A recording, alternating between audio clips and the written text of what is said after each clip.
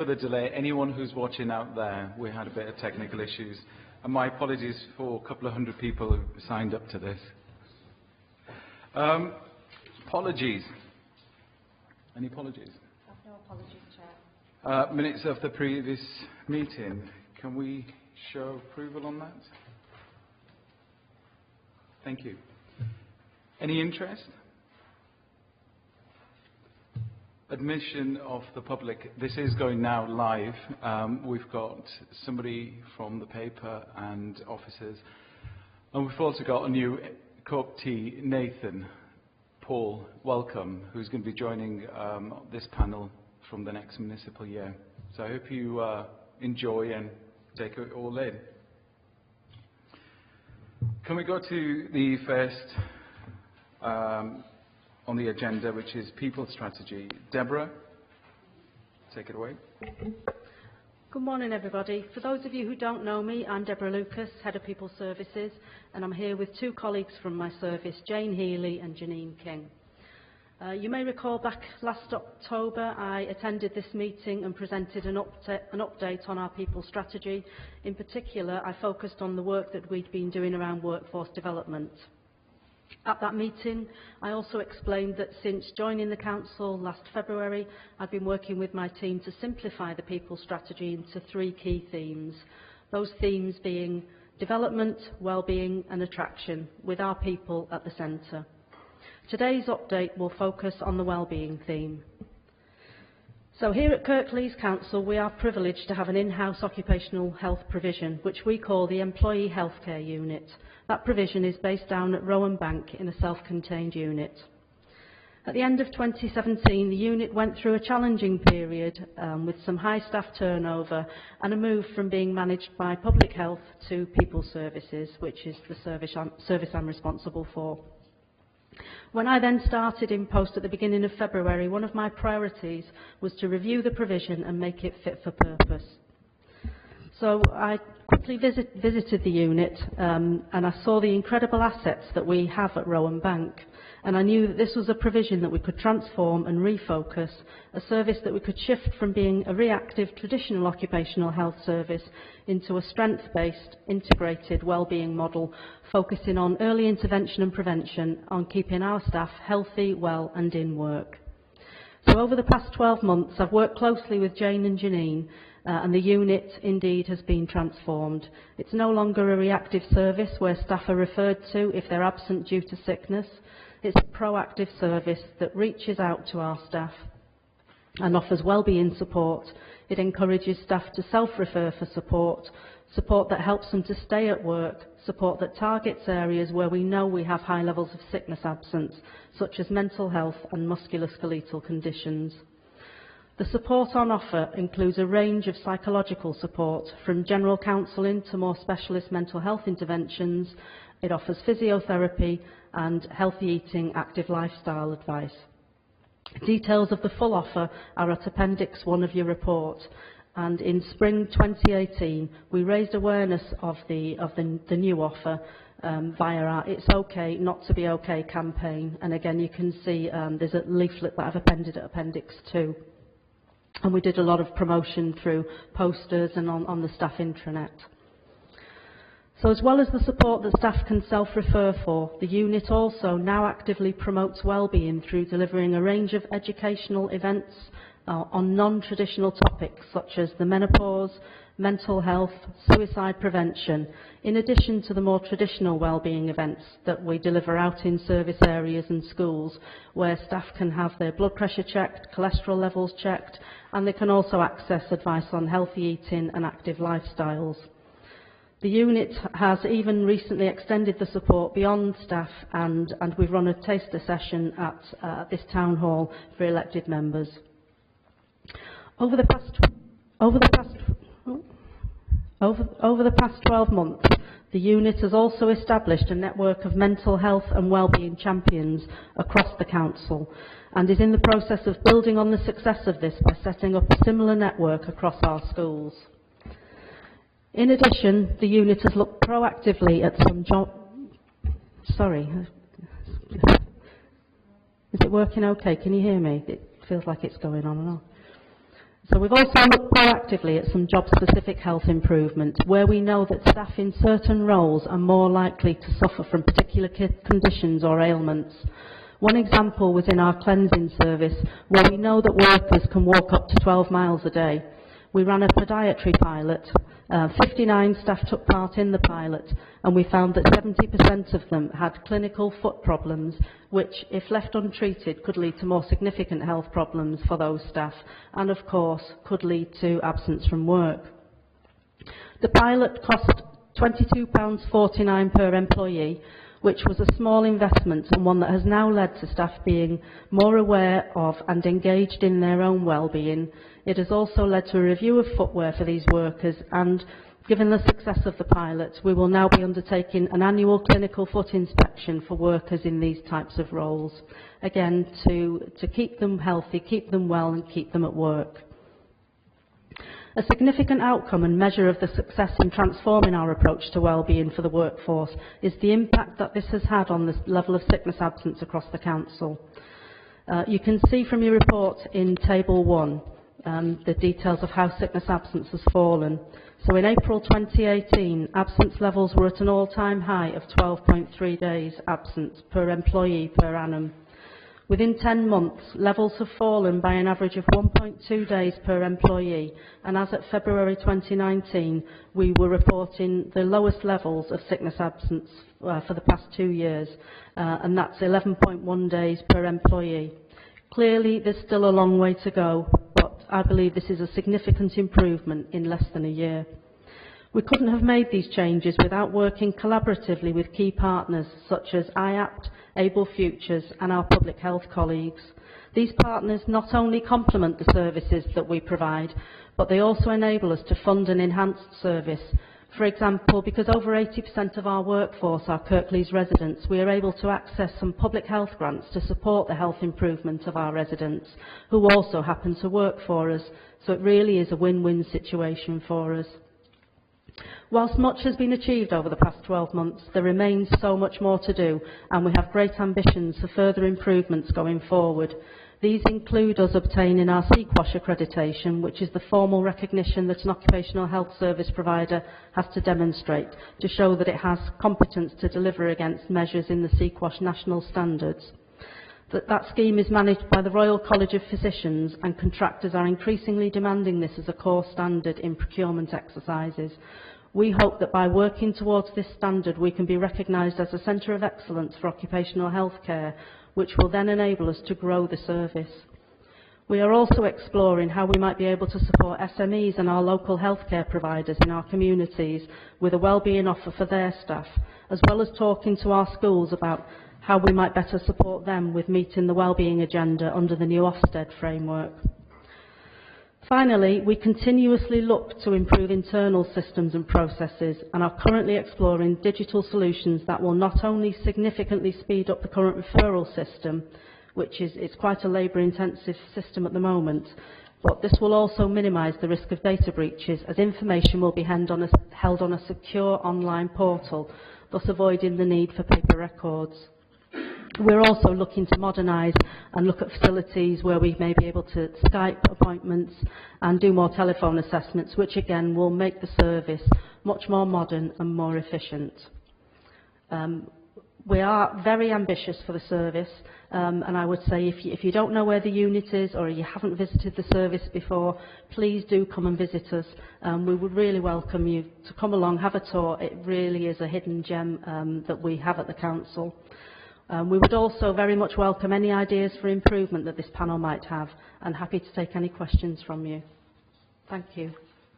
Thank you, Deborah. I think it was a few months back when this service was kind of offered to some of the councillors, blood pressure and all the rest of it. It's interesting, taking blood pressure before the council meeting begins. Should have been after. Any questions to Deborah and her team? James. Hiya, thanks for that. Just wanted to ask, in terms of the sickness days lost, obviously you mentioned that there was still a way to go on that. I just wondered if there was any context that we could have to that in terms of what's expected across industry or in a comparison, so we can see what we're aiming for, because it does still seem quite a lot. The other question I just wanted to ask was, I think it sounds really good in terms of the wellbeing services you're offering. The only thing I'm wondering is, especially where we're looking at mental health, can some of those issues be to do with cultural practices and management practices within the organisation? And are we actually doing any activity to look at, you know, if there is particular problem areas with that, how we improve that, so how we improve like performance management among staff, which might be leading to those sorts of instances. You know, you can see there's quite a variation in different services as well in terms of how significant some of those issues are. So I just wondered if any of that was, if you were looking at that, or if that's something you pass on to another area to look at. Okay, so in terms of industry standards, we know that across the public sector, the average number of days sickness lost is around about eight and a half days per annum. So you're quite right. We are some way off, and we recognise that. So that's something that we will be working towards. In terms of, I think you talked about gathering evidence about where there may be management issues and such like that. If I pass over to Janine, do you want to talk, or Jane, do you want to talk about some intelligence that we gathered? Morning, everybody. So, in employee healthcare, we obviously look at our data very closely, and we monitor the trends, and we monitor hotspots. So, counselling is the end result to help people, but actually we need to attack the root causes to prevent people needing counselling service. So we do monitor the data closely, and where we can see a trend or a hotspot happening in any of our directorates, then we will go speak to the managers there and start to work closely with them to look at the root cause.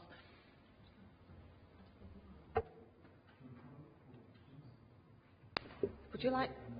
sorry. I was just going to say, just to put it into context with some of the service areas that we have worked with, where we've noticed that I think you mentioned that there might be cultural issues. So, for example, we're beginning to start working with adult services to try and support some of those care homes where there might be more of our lower skilled, lower paid workers that are struggling. We're looking to support them. Also to go in and deliver some wellbeing training. So for the managers of those units, it would be about how can you actually support your staff? What impact is how you work? What impact does your culture have on those staff? How can we change how you work to make sure that staff are getting the support that they need to maintain a healthy life and also remain in work? So that's just adults. We do a lot of work in schools as well. We know that culturally schools are really struggling. Teaching profession is under a significant strain. They're picking up a lot of issues with the children that they work with and the families that they work with. You'll know about the hub work. So again, we're trying to support those schools culturally to develop better processes for supporting staff with particularly with mental health issues. Thank you. Yes, could you tell me a little bit more about the footwear that you found, and what were the inadequacies, and what are the better ones for the people to be actually going for? Hi. The issue with podiatry, footwear is only one aspect of podiatry. So what we found is, for some staff, it might be that they need an alternative pair of work boots. For other staff, actually the issues can be that you might be able to adjust the existing footwear. So it's about an insert. What we're finding is that if you have a foot problem, it can quite often lead to other problems. So for example, I can give you an example of the inserts. If you're unbalanced when you're walking, that puts pressure on your back and can result in musculoskeletal problems. So actually, one problem could lead to another health issue, which is what results in the member of staff being off, but the root cause was actually feet. So it would be too simplistic to say that it's just about boots. It's not, but for some staff it would be. So there are now a range of options available that for example, I know in refuse, I went out there last week, some of their staff now, if they've been to see the podiatrist or they've had a problem with the feet or they've been to their own GP, there is an alternative out there for them in terms of footwear, so that it doesn't really cost a lot, it's just a different pair of boots, they're still safety boots. So I hope that answers the question. Thank you. John? Thank you, and thank you, Deborah, for this. Couple of things. If I can first pick up on the trends in sickness and absence, what I would like to see is a more detailed breakdown of this, because actually what's important is understanding the difference between short-term absences and long-term absences, and that this kind of just masks it all, so you don't really know, because you have some people who will have, you know, sort of very serious illnesses that will be off for a long time that can actually skew the figures. So I think I'm much more interested in the short-term absences, because they're probably the ones that we ought to be looking more closely at tackling. So perhaps next time when we come back, if we could, you know, present that in that format, I just think it would be more helpful and more informative. I was really pleased to see some of the stuff we just talked about with the refuse team, and it's great to see that we're being proactive in terms of looking for areas where perhaps we can add real value to the experience of those individuals. And again, similarly, you picked up and touched on support for social care.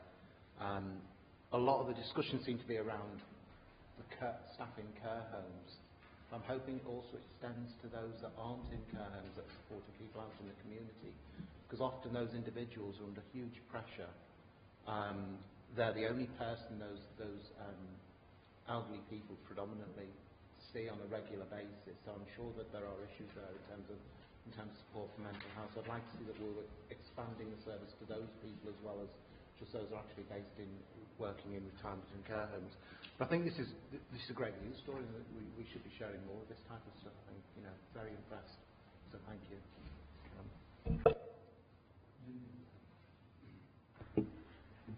Can I echo? I think this is a good news story. It reads very positively and is extremely impressive. But a couple of questions, if I may. You mentioned the challenges back in 2017 that the unit went through that actually used as an opportunity to reshape it. But I wondered what the impact of that had been on staff at the time, and whether any inherited issues are continuing or whether they've all been resolved. And then I had a second question, if I may, around referrals to the counselling service, having noted that the self-referrals now exceed management referrals, which on the one hand is very positive, that staff feel able and comfortable to refer, but also might indicate a training need in management who are not spotting potential referrals soon enough. So whether that is a potential issue, and if so, how it's being addressed.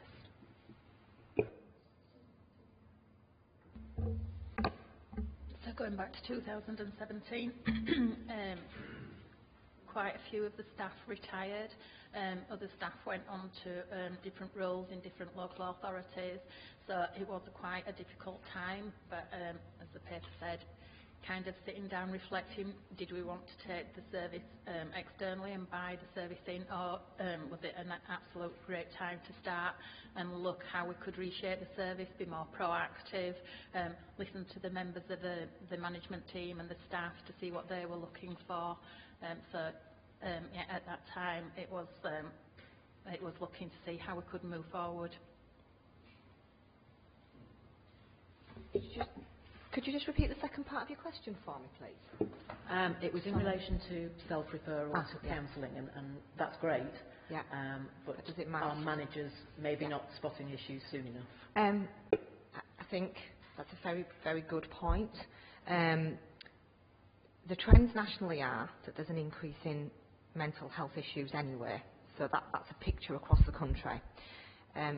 Internally, what we're doing is we're working with public health. They've recently applied for additional funding for rolling out the mental health first aid course, which is a recognised qualification, to coin a phrase, for managers, so that they can start to identify those staff that may have mental health issues. We're also looking at something called RAP.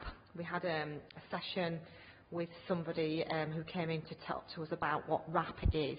RAP is a mental health tool that managers and staff can work with together, where they will develop a plan, so that if somebody comes back to work following an issue around mental health, a mental health episode, a plan is put in place to support that employee so that if they start to feel poorly again, the manager has an awareness of what to look out for that employee, what steps they need to take, what actions they can do to maybe support, maybe with reasonable adjustments, to look at what support can be put in place to keep that employee's mental health positive. So we're not there with RAP yet, but that is a plan to start looking at how we might roll that out further. We're also working with other services within the council and IAPT to look at how we might identify more trends and feed that back to the various services and say what can we do proactively here, what do we need to make the changes with. I hope that answers it. Before I bring Will in, I just want to come back to that one in terms of some of the training you mentioned. Something I've mentioned before, but what is the likelihood? Just to give you a background, at the moment you've got induction for new employees.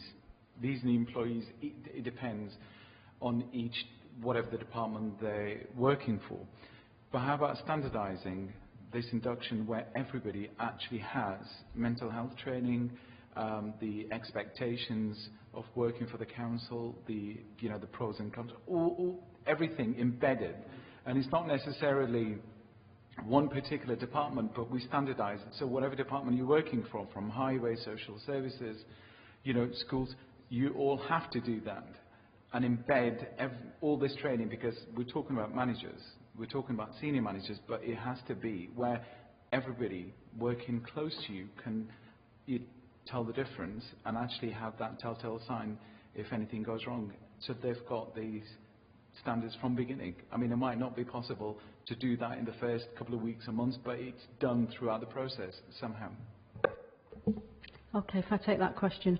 So I talked at the beginning about 3 strands to our people strategy. So the third strand is around talent attraction and talent retention, and a key part of that is around reviewing our induction process. So that's absolutely something that we're picking up on as part of the third strand of our people strategy, to standardise it so that everybody receives the same level of induction, covering all the key points as you rightly point out. Firstly, thank you very much for the work that you do in this report. It seems really positive, so thank you for that. My first question, to an extent, touches upon what John and James were asking about the data for the sickness absence categories. Just with regard to the mental health absences, do we have the actual data to tell us how much of perhaps those issues and maybe stress is work-related rather than just general sort of stress? Do we actively monitor those stats individually? And secondly, just sort of do we know as a percentage of people who take sick leave, how many are using the self-referral sort of pathway that's available to them? Hi, I think that's a very good point that you've raised about how many of the mental health clients that we're seeing have issues at work. And I find that mental health is quite complex. So somebody might initially go off with one type of absence that might be totally unrelated to their mental health. Some of that is around the stigma about mental health at the moment. We still haven't broken down those barriers yet, so that staff can feel confident and comfortable to say, do you know what, work is a factor in this. Not everybody, particularly if your manager is part of the problem. So I think there is more work to be done around how we can encourage staff to self-declare what the nature of the problems are. I think there's more work to be done on how we capture that, because at the moment we have certain categories that we record sickness absence. So stress and anxiety might come in on a footnote, that really doesn't tell you the cause. They might then self-refer into our unit, but also there are some boundaries around confidentiality. So that employee comes in and sees a counsellor, and we may not know the reasons why that person's feeling stressed. It could be work, it could be a multi-factor issue. Lots of people have very complex lives, and actually, when you have a complex life, you are more likely to have work problems, work-related problems or issues in work, just because you're trying to juggle so much. So we do need to do a lot more work, and we're looking at how we try and generate better feedback from clients that have maybe gone through the counselling processes. We're also looking to try and introduce, we would like the unit to be able to get staff referred to us at an earlier stage. So anybody who goes off with stress or mental health issue or on a fit note would be reported straight into the unit so that we can start to support them. And I think from that approach we might be able to then start generating better detail on what are the real issues that underline our staff's absence when it's a mental health problem. Hopefully that answers the question. Just going off, one of the factors that people have issue is the management, and not entirely. Some deal with issues in one way, others they want to take time off. It's multiple factors. I'm not an expert, but my interaction in the past has been is that there is an underlying issue which affects everyone generally, and how people deal with it is in different ways. So is there an employee forum where employees, individuals, can actually feed back that information? And you've just said earlier about when it goes to counselling, they can't share the information. How do we understand if a senior management or senior manager is at fault or the way they deal with things? Because then two issues. One is training for them, but employees confident in actually sharing that information, because you've got a handful of employees. One could deal with it in a different way and probably take some time off. Others might not. So how do you actually get to the root of the problem as well? And it's not going to be that issue all of the time, but you want to get to nip the problem with the bud. So how do you is there any way of creating a forum for employees that they can share, feed that information back somehow? We do have a significant number of wellbeing champions in the organisation. So they meet regularly with Wendy Bedders, who's our wellbeing lead. They are a really great way of finding out from a grassroots level what's going on in those service areas. So that is one way in which we can gather information. There's a lot of work being done at the moment to develop that group of staff, those wellbeing champions. So maybe when we report back next time, we can tell you a little bit more about how successful we've been in developing that. We also work really closely with HR teams. We are part of people services. So there is, we have a centre of excellence for attendance management, and we also discuss cases. So if we feel that there's a hotspot area, HR might identify that through the statistics. So if there's a lot of sickness absence in one area, one pocket of staff, they can identify that, and they do come to us as a unit and say, look, we've got a problem here, can you go in and deliver some sessions on resilience? So the classic examples is a school that maybe has a challenging time with Ofsted when they come in. We'll go into that school, we'll support those staff to stay resilient during that period of time. There is a lot of discussion that takes place. So yes, we are feeding that back, but again, I think we do need to still develop that, and hopefully that will be something that we can focus on for the next time that we come for you. Any further questions? Philip?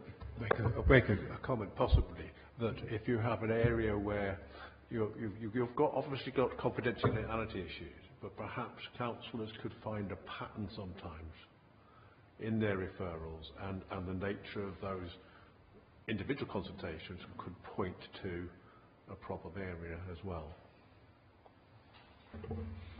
We do have that relationship with our councillors and they will not break confidentiality, but if there is a trend going on, they will say perhaps this is an area that you do need to kind of look at and see if you can go in and help in that area by education, because I can see a pattern forming here.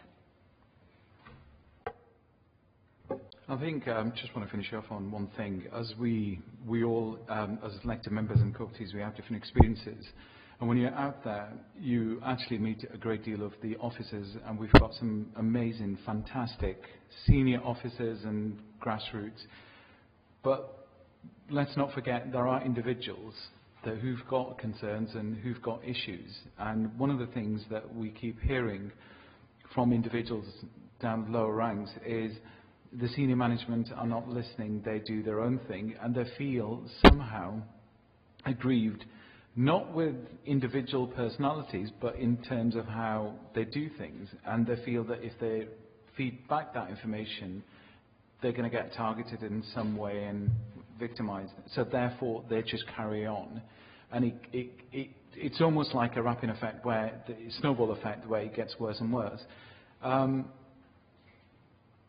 Do you want to see something along those lines of how they feel confident on feeding that information back, and it goes back to the core of what you've done here. Fantastic work is improving their lives, and they feel comfortable every morning when they go into work. It's about feeling positive rather than, do I really need to go into work to do this? And that's the bottom line to it. We all, want to thank you for this work, and I know some of the stuff that you've done in the past. Fantastic. So carry on. Look forward to getting further updates in the future. Thank you, Deborah, and your team.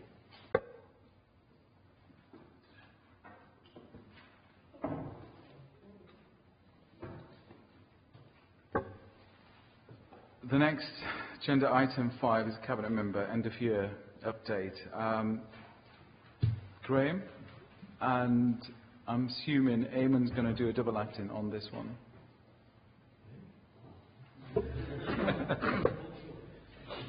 It's a new double act. I'll be the silent one in the double act. Thank you, Chair. Members have had this report circulated to them, and I think it's a fairly comprehensive report over the last 12 months' worth of work. I don't propose to outline the teacher and take you through it line by line. So if anybody's really got any questions on that, I'm more than happy to take questions rather than treat you like school children and go through it line by line. It's all there. It covers pretty much everything we've been up to. And probably one of the things that's worth noting is a lot of this work is ongoing. So yes, we've done great stuff this year, but a lot of this will carry on for the next year and possibly the year after, in effect, because the long-term plans a lot of these. So more than happy to take questions, Chair. Thank you. Thanks, Graham. A couple of questions. I mean, there's a lot of good stuff in here, particularly when we're talking about the cultural offer within the district. What isn't in here, and I think we should celebrate and we should be talking a lot more about, is what is being planned at the moment in terms of woven and the textile festival. Because that's part of our cultural offer, and there's quite a lot happening at the moment with that, and it seems to be missing. Because we talk about the music aspect of the cultural offer, but that's part of our cultural offer as well. So it's perhaps a reflection, because I mean, I don't think everybody in the council yet understands what's happening with woven, or I think it's something where perhaps we need to talk more about it to get more people involved. So I'm just surprised what that's done. And then my other question, as you would probably expect, is around libraries. You'd be disappointed. I would have been very disappointed, John.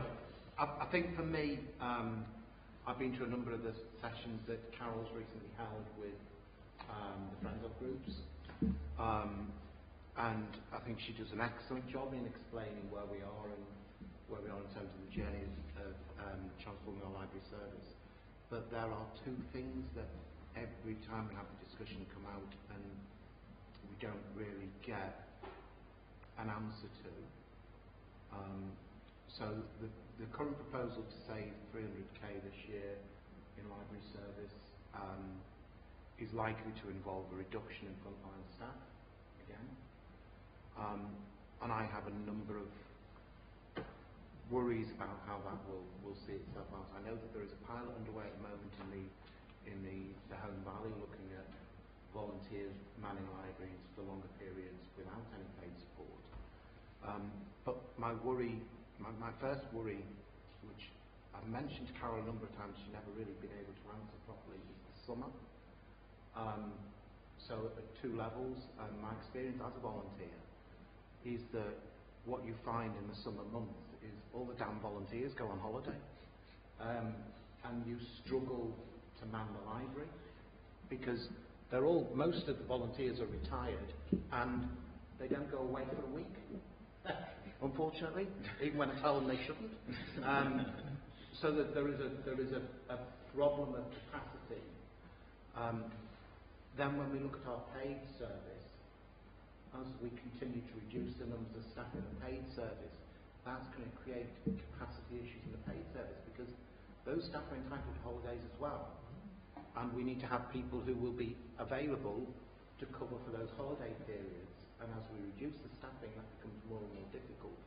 And it also means that probably what the service will have to do is be more restrictive about how many members of staff can be off on holiday at any one time, which creates a negative experience for the staff in the library service because, you know, there's so few of them now that only 2 or 3 of them can be off at any one time.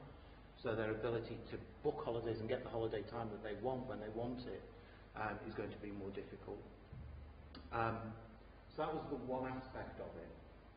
And the second one that worries me is that in every discussion I've had with friends of groups and with volunteers, they are not comfortable with being pushed into a position where they're manning the library more often on their own without the comfort blanket of the paid member of staff. And even to the extent that in one of the meetings I was at recently where a couple of volunteers were saying enough is enough. If you reduce further the paid support in this library, I'm stopping volunteering because I feel like I'm being pushed and pushed and pushed to do more and the expectation on me is getting greater. And I think we've got the library service. I think a lot of us in the council have pushed quite hard, and with your support, Graham, to be fair, to try and retain our libraries, and we've been successful at that in terms of keeping as many open as we're keeping open, whereas there was talk about reducing numbers. And it's a positive trajectory, and I worry that if we cut the frontline support in the way that's being taught, we're actually going back to a negative narrative again, and we may find that some of the libraries start to struggle. So my ask is to go back and look again about whether this is the right thing to do, because all of the feedback I'm picking up is that it isn't, and that what the volunteers want to do, they are very happy with the support they're giving at the moment and are keen to support, but they want to do value-add activities in the library and help support the council's early intervention and prevention agenda in the libraries by doing some outreach work and things. But if we continue to reduce the paid support in those locations, they won't have the capacity to do that, and actually we're in danger of throwing the baby away with the bathwater. So they're my 2 comments. John, before Graham in, you wanted which bit? I'm just making a note of the kind of which bit do you want reviewing? So the volunteers aspect, or was it so the proposal to save 300k this year? Yeah.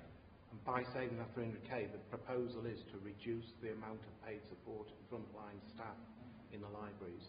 And I'm talking particularly about the smaller libraries, not necessarily, sort of Dewsbury and Huddersfield Library, but the smaller, what are called community libraries.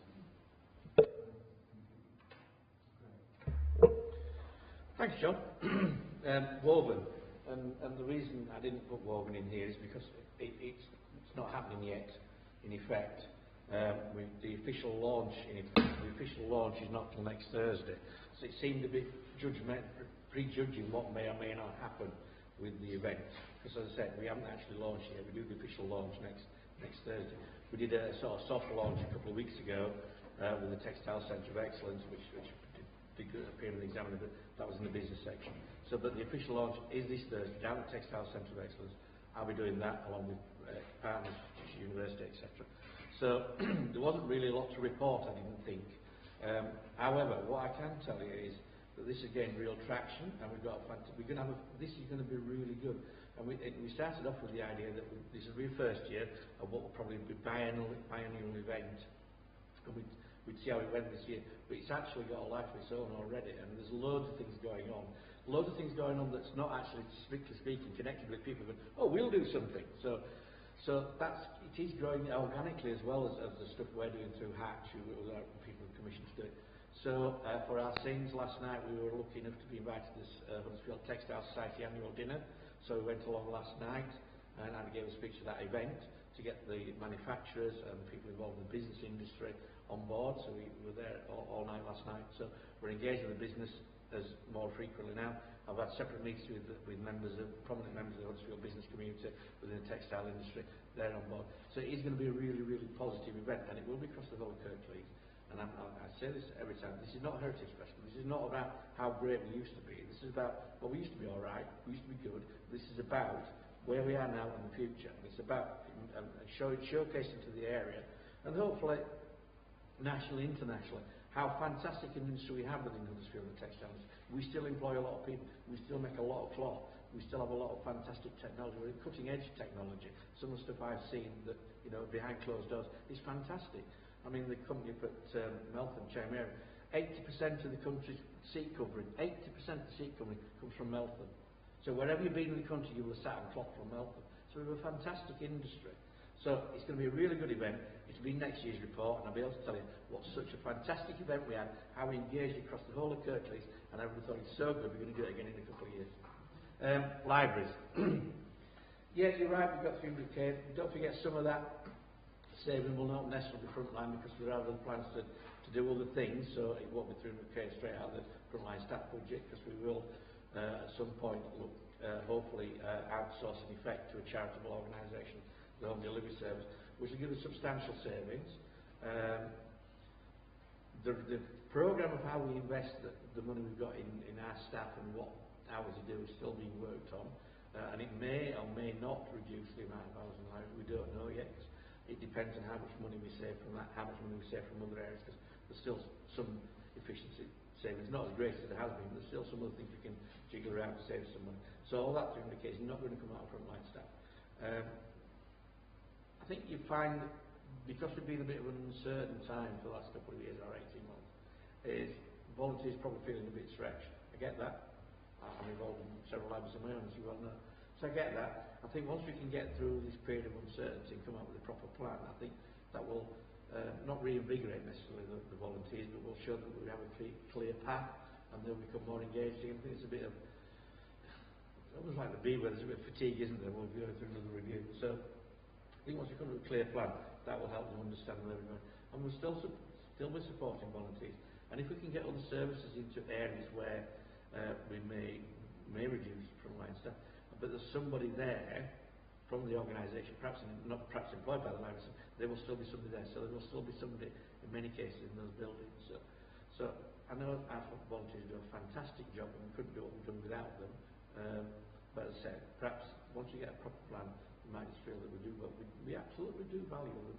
But I do understand there might be a bit of volunteer fatigue at the moment, a bit of uncertainty with them. But we will be doing all we can to ensure we support them. And one of the things we've been looking at, and we're still in the early stage, whether we should actually have someone in the organisation that sort of liaises with the volunteers, and we've been taking expert, because to be honest, when we first started down this road, 2-3 years ago, we hadn't the expertise to deal with lots of volunteers, because we hadn't done that in the past. So we've been taking advice from organisations that have large amounts of volunteers, how they manage their volunteers, because it's a different relationship with a volunteer to a paid member of staff.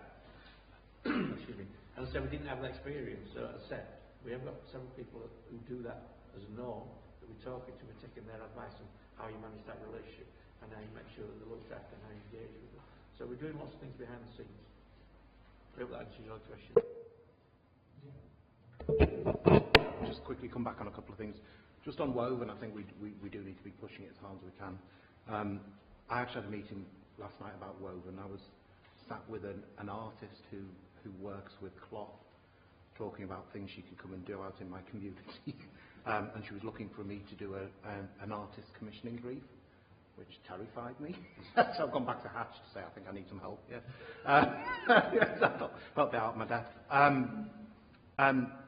Just on the libraries, Graham, you didn't really pick up on summer, and I think it's something that needs looking at quite urgently, because I think this year is going to be potentially difficult, but next year will be even worse, about the cover across the library provision during summer, both volunteers and paid staff. As I said, perhaps once you get through this, the volunteers will feel a bit more reinvigorated and they'll get over a bit of fatigue. I think that's probably once it's more settled, we're hoping that we can actually increase the number of volunteers. And you're right, summer's a problem. But as regards staff holidays, summer's a problem. I worked in the industry for 40 years, and summer was always a problem, as was Christmas, because I knew people used to go in at the start of the new holiday year, 10 minutes early, so as soon as the new holiday year starts, we can book Christmas on. So workforce planning is a problem. It's a problem for all organisations, because if you've got kids, you want the summer holidays off. If you've got kids, you want Christmas off. So there has always been a problem in this organisation and nationally in every company about how you manage holidays. So we'll manage that. Let's be honest, not everybody will get the first choice holidays, whatever job you get, because sometimes you just can't. So we will manage that, but I can assure you, the people in the library staff will get the holidays. We won't be letting anybody down with the holidays. It's just that, like any organisation, it may not be your absolute first choice, but that's simply the case nationally in any business or any organisation. I don't get my holidays when I necessarily want them, because I have to be for council meetings and certain other things. So I'm very restricted when I can go. Sometimes we're all, sorry? So sometimes we're all restricted to what times we can have, can't we? So but don't worry, we will do manage our staff holidays adequately. And as I said, I'm hoping that once we get the proper plan in place and we get kicked off, we might see a bit of an uplift in volunteers anyway, because there are a lot more things going in libraries now that make it a lot more interesting for people to volunteer. Can I start off from slightly the opposite side of things? We have our volunteers who tend to take long holidays, but in term time, as soon as the schools are back, because they've got the time to take caravans and so on. But because of that, I think each friends group is developing in a different way, so it can accommodate the people within its groups. And the one thing I would say is how the library service have so gently moved things so that people aren't being pushed or felt to be pushed into working without a paid member of staff and so on. It is, at least in the Golka area, it's developing at a pace that people are comfortable with. I didn't say the word happy, because I don't think anyone is happy that we're reducing the library service in that way. But they are not kicking against it. And I'd like to thank the library service for doing it in that way, so that people are helping to keep a vital service open. You're right about holidays, and it's a bit strange, isn't it? Because you're right, a lot of people. I mean, I am of an age where I don't take my children on holiday anymore, thankfully, and I don't go in term time because A, it saves a lot of money, and B, that there's no children there when I'm on holiday. So you're right, but it can also be said that grandparents do a lot of child minding in summer, so that's probably an impact. They may not be on holiday as such, but they may be doing grandparent duties and things like that, because that's a growing trend that you look after your grandkids in the holidays because mum and dad have to work. So it's always going to be complicated, isn't it? There's always lots of reasons why people are there and not there. But I take your point. And quite rightly, if I got the choice, I'd have been school term time here because it saves a shed load of money and there's no kids there. It's much more fun.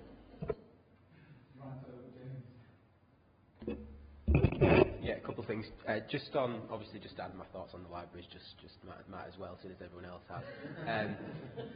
I think for me, it's a discussion that we've had before, isn't it? It's about how that funding in libraries also ties in with early intervention and prevention. And I think the point is, if you know, whatever we do, even if whether it's paid staff or volunteers, if that reduces, it reduces the ability to do some of the other really important things that happen in libraries, and that's the concern that I have particularly in my area. And I think it's around how not just about the library budget, but how other parts of deliverables in the council are working together in those areas to make sure that the resources there and that we're actually doing what we're setting out to achieve. Because my concern is that actually the libraries still work, but those groups of people who are doing other really good initiatives from the library, that might reduce because there's not enough resource there.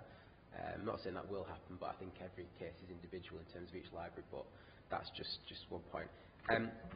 The second thing I just wanted to make around the report generally, and I guess just from a scrutiny perspective, I think some of the stuff that you're saying looks really good. I think the only thing I'm struggling a little bit with is understanding the context of it a little bit and what we were attempting to achieve. So in some respects, for example, we've talked about cultural events that we've put on and things like that, but I don't know whether that's increased the usage. You know, if we've seen more people going to the art gallery because of those things we've put on, or have we seen less? How are we measuring the success of that, and how does that then inform us what we'll do next time?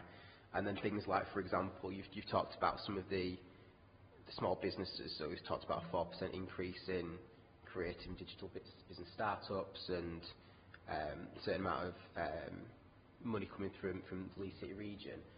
Again, all sounds positive, but I'm not sure what the context of that is. Is that greater than what we expected? I don't know whether there was any context in those things. So I just wonder in the future reports whether there might be ability to add some of that in, so that we could have a little bit of a critical analysis of whether actually, yes, we've had a success, it was greater or less than what we thought, and what that's informing us about what we do next. I think that would be helpful. Thanks, Ed. I think that's a fair point. It's always difficult when you're trying to set targets for things that you don't have a lot of direct control over. So, we're often blamed for the lack of the high street and business failure, etc. But ultimately, we don't have that much control. I mean, we don't control business rates. We can only try and set the atmosphere and the agenda, if you like, to try and encourage business. So it's difficult to say we will create new businesses, because I don't think anybody this time last year has seen the decline of the retail market as quick as it has been. I don't think nobody's spotted that, because they wouldn't be all going bust, would they? They'd have put something in. So there's changes happening within the retail market, within cultural services, that's happening quicker than anybody thought. And I was down in London a few months ago, and there was a bloke there, and a leading academic on this sort of thing, and said the one thing you can't do at the moment, don't try and predict the future, because it's so uncertain. There's so many uncertainties out there for lots of reasons, so it's difficult. So it's difficult to set targets, but we can get more information. It's nationally accepted that if you have a better cultural offer, you get better footfall. We have got some figures we can produce next time if you wish, about what we anticipate that brings into the economy by having more cultural offers and that sort of thing. Going back to the libraries, I think what's interesting is if you think back 5 or 6 years ago, the reality is that in most libraries, and I'm saying most libraries, all they did was lend books and a bit of IT. So in some ways what we've done, and it's absolutely the right thing to do, by changing the operating model in effect and having more volunteers, we've actually got more things going on than ever.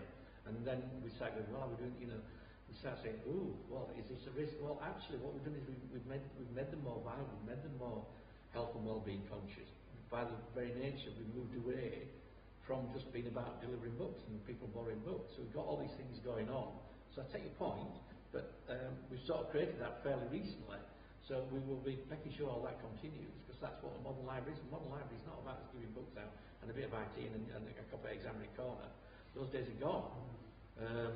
It's about all those other added value things, about the higher, better use of IT, the better printers we now have in there, all the organisations that meet in there. We have organisations that meet in there for all sorts of things. I mean, dementia cafes crop up all over now within libraries. And the beauty of all this is because they're safe spaces. And that's the real nuts of a lot of this. Is for a lot of communities, it is a safe space. Nobody's going to, if a young 16-year-old or a woman who perhaps comes from a different ethnic background wants to go out, sometimes it's difficult for them. But nobody's ever going to say, what are you doing in a library? You can just wander in. Nobody will say, and I stole it, it's well stolen line, but nobody asks you what you're doing there. It's a safe place for people to go. So, yes, obviously volunteers are a bit of pressure, but we've made that pressure in some ways by expanding what we do, and we will continue to do that because, as I say, they are safe spaces that people can go and get involved in all sorts of things. I mean, the breadth of things that actually goes on in our 24 libraries now is huge. Dementia, as I said, dementia cafes, knitting natty groups, and all sorts of other things. It's grown in the last few years. So you're right, we must protect that, but we've also, it's a recent invention almost within libraries. So, but we will continue, and we'll continue to do all that. There's more, I think, that can actually happen in the libraries, much more. And the danger of not starting another argument, which I once did, is they're not quite libraries anymore, but we have to use that name because there's no alternative. It's almost a community hub. It's a library with a community hub, and we've done, I think, with volunteers, I think we've created something really special in Kirklees, and that's recognised, within the library world, behind the scenes. We've got a really good operating model, and we've done really great stuff with, and the staff have been really great in adapting to change. So yeah, but just going back to John's Woven, as I said, it officially launches next week. And once that's gone, it will be something really great. And more people are coming forward all the time as the word gets out. And whilst we're doing the soft launch with the big, as I said, the big launch next week, and more people get involved next week once we go big public on it. Just one final comment to link Woven and libraries together. Saturday, June the 8th, is a very important day because it is International Knitting in Public Day. And this is something that Woven are looking at. So as Graham mentioned about the knit and natter groups in our libraries, they're going to try and do something where we're all knitting. Well, I'm not personally knitting because I can't, but encouraging everybody to knit together. And what I'm doing out in my community at the moment is encouraging people, if they're on holiday on the 8th of June, can you take a photo somewhere random knitting? If you're on a beach or up a mountain or outside the Eiffel Tower or wherever it may be, so we can put some sort of collage together. But yeah, just to link the two together for you, Graham. Funnily enough, I'm on holiday on the 8th of June. I can assure you I will not be knitting. Before I get Hilary in, for the 10 people watching on webcast, if you've got any pictures, send it to Kirklees Council. If you'd like to see some very good examples of knitting in public, then Gorka Lily Day on the 11th of May. We cover our trees and everything, so do come along and have a good look at them. Well, I'm sure the knit and natter group in Dewsbury South will be happy with that. Graham, just finally, on page 23 at the bottom, update on the creative economy and the Tech Nation. Could you elaborate a bit further on this one? And the reason I ask is, you've mentioned earlier about the demise in high street retailers. We've seen Debenhams, number of stores closing up and down. This is one of the strongest companies and has been around, part of an institution in this country. Trends and social trends, our shopping habits have changed. One of the things that we're looking at, and certainly in Kirklees, and I've mentioned this a number of times, is how do you tap into this change? We can't predict the future, but we know what's happening. Everyone's going online. There are individuals, potentials. You've got individuals who want to sell something, whether it's eBay, Amazon, or anything else, but they haven't got the insight, know-how, how to do that. Now, this is something we're looking at, one of the projects in our area of encouraging individuals. If they come in, we'll give them the know-how to equip them and give them the confidence. That is something which is going to be an increase. Now, how do we tap into that? £75,000. John probably can. That's nothing. in scheme of things in trying to tap into this, because that's your background.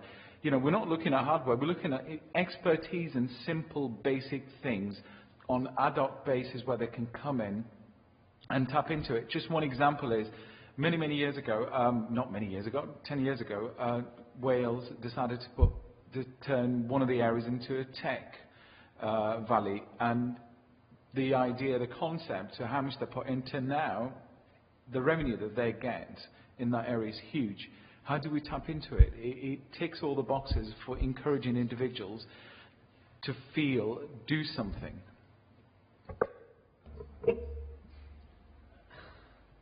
I think you said a few minutes ago, don't predict the future. There's so much change going on within the world and the retail market. And I think we need to be careful. I'm not one of these who just instantly blame the internet and online sales for the demise of the retail market, because I think it's far more complicated than that. I think that's a cop-out for people. Well, let's just blame the internet. And I think there's been a lot of poor management within the retail sector. I think people thought it was dead easy to open a shop and just sell a load of stuff. So I think there's been poor management. I think there's been poor investments, poor borrowing levels. Some of the borrowing levels some of these companies borrow because they thought it was easy just to open a shop and sell stuff. So I think it's a mixture of you're right, internet sales have an impact, but it's also about the retail market not moving with the times, not changing. I mean, let's be honest, I'm not going to pick on the one. There's a company that's quite famous in, shall we say, nationally, retail, and if you go in there, it reminds me of Grace Brothers. Now, that's not why we should be operating the business in 2019. So there's been lots of reasons for it. It's not just that, and it's trying to understand those reasons and pick what you can do around it. I was having a conversation yesterday with someone, and it seemed a bit of a strange conversation. He was talking to one of our larger retailers about the possibility of them opening up some of their space to develop people's skills to online shopping effect. And I thought, well, that seems a bit strange, because we're all blaming online, but we want to upskill people. So that's an early conversation I've had only yesterday with someone about something we might be able to do, and that is potentially something in the high street industry. So we are trying to look and see what we can do, but as I said earlier, we can only sort of set the agenda and set the atmosphere for people to grow. Businesses need to be organic themselves and be entrepreneurial. We can't do that necessarily.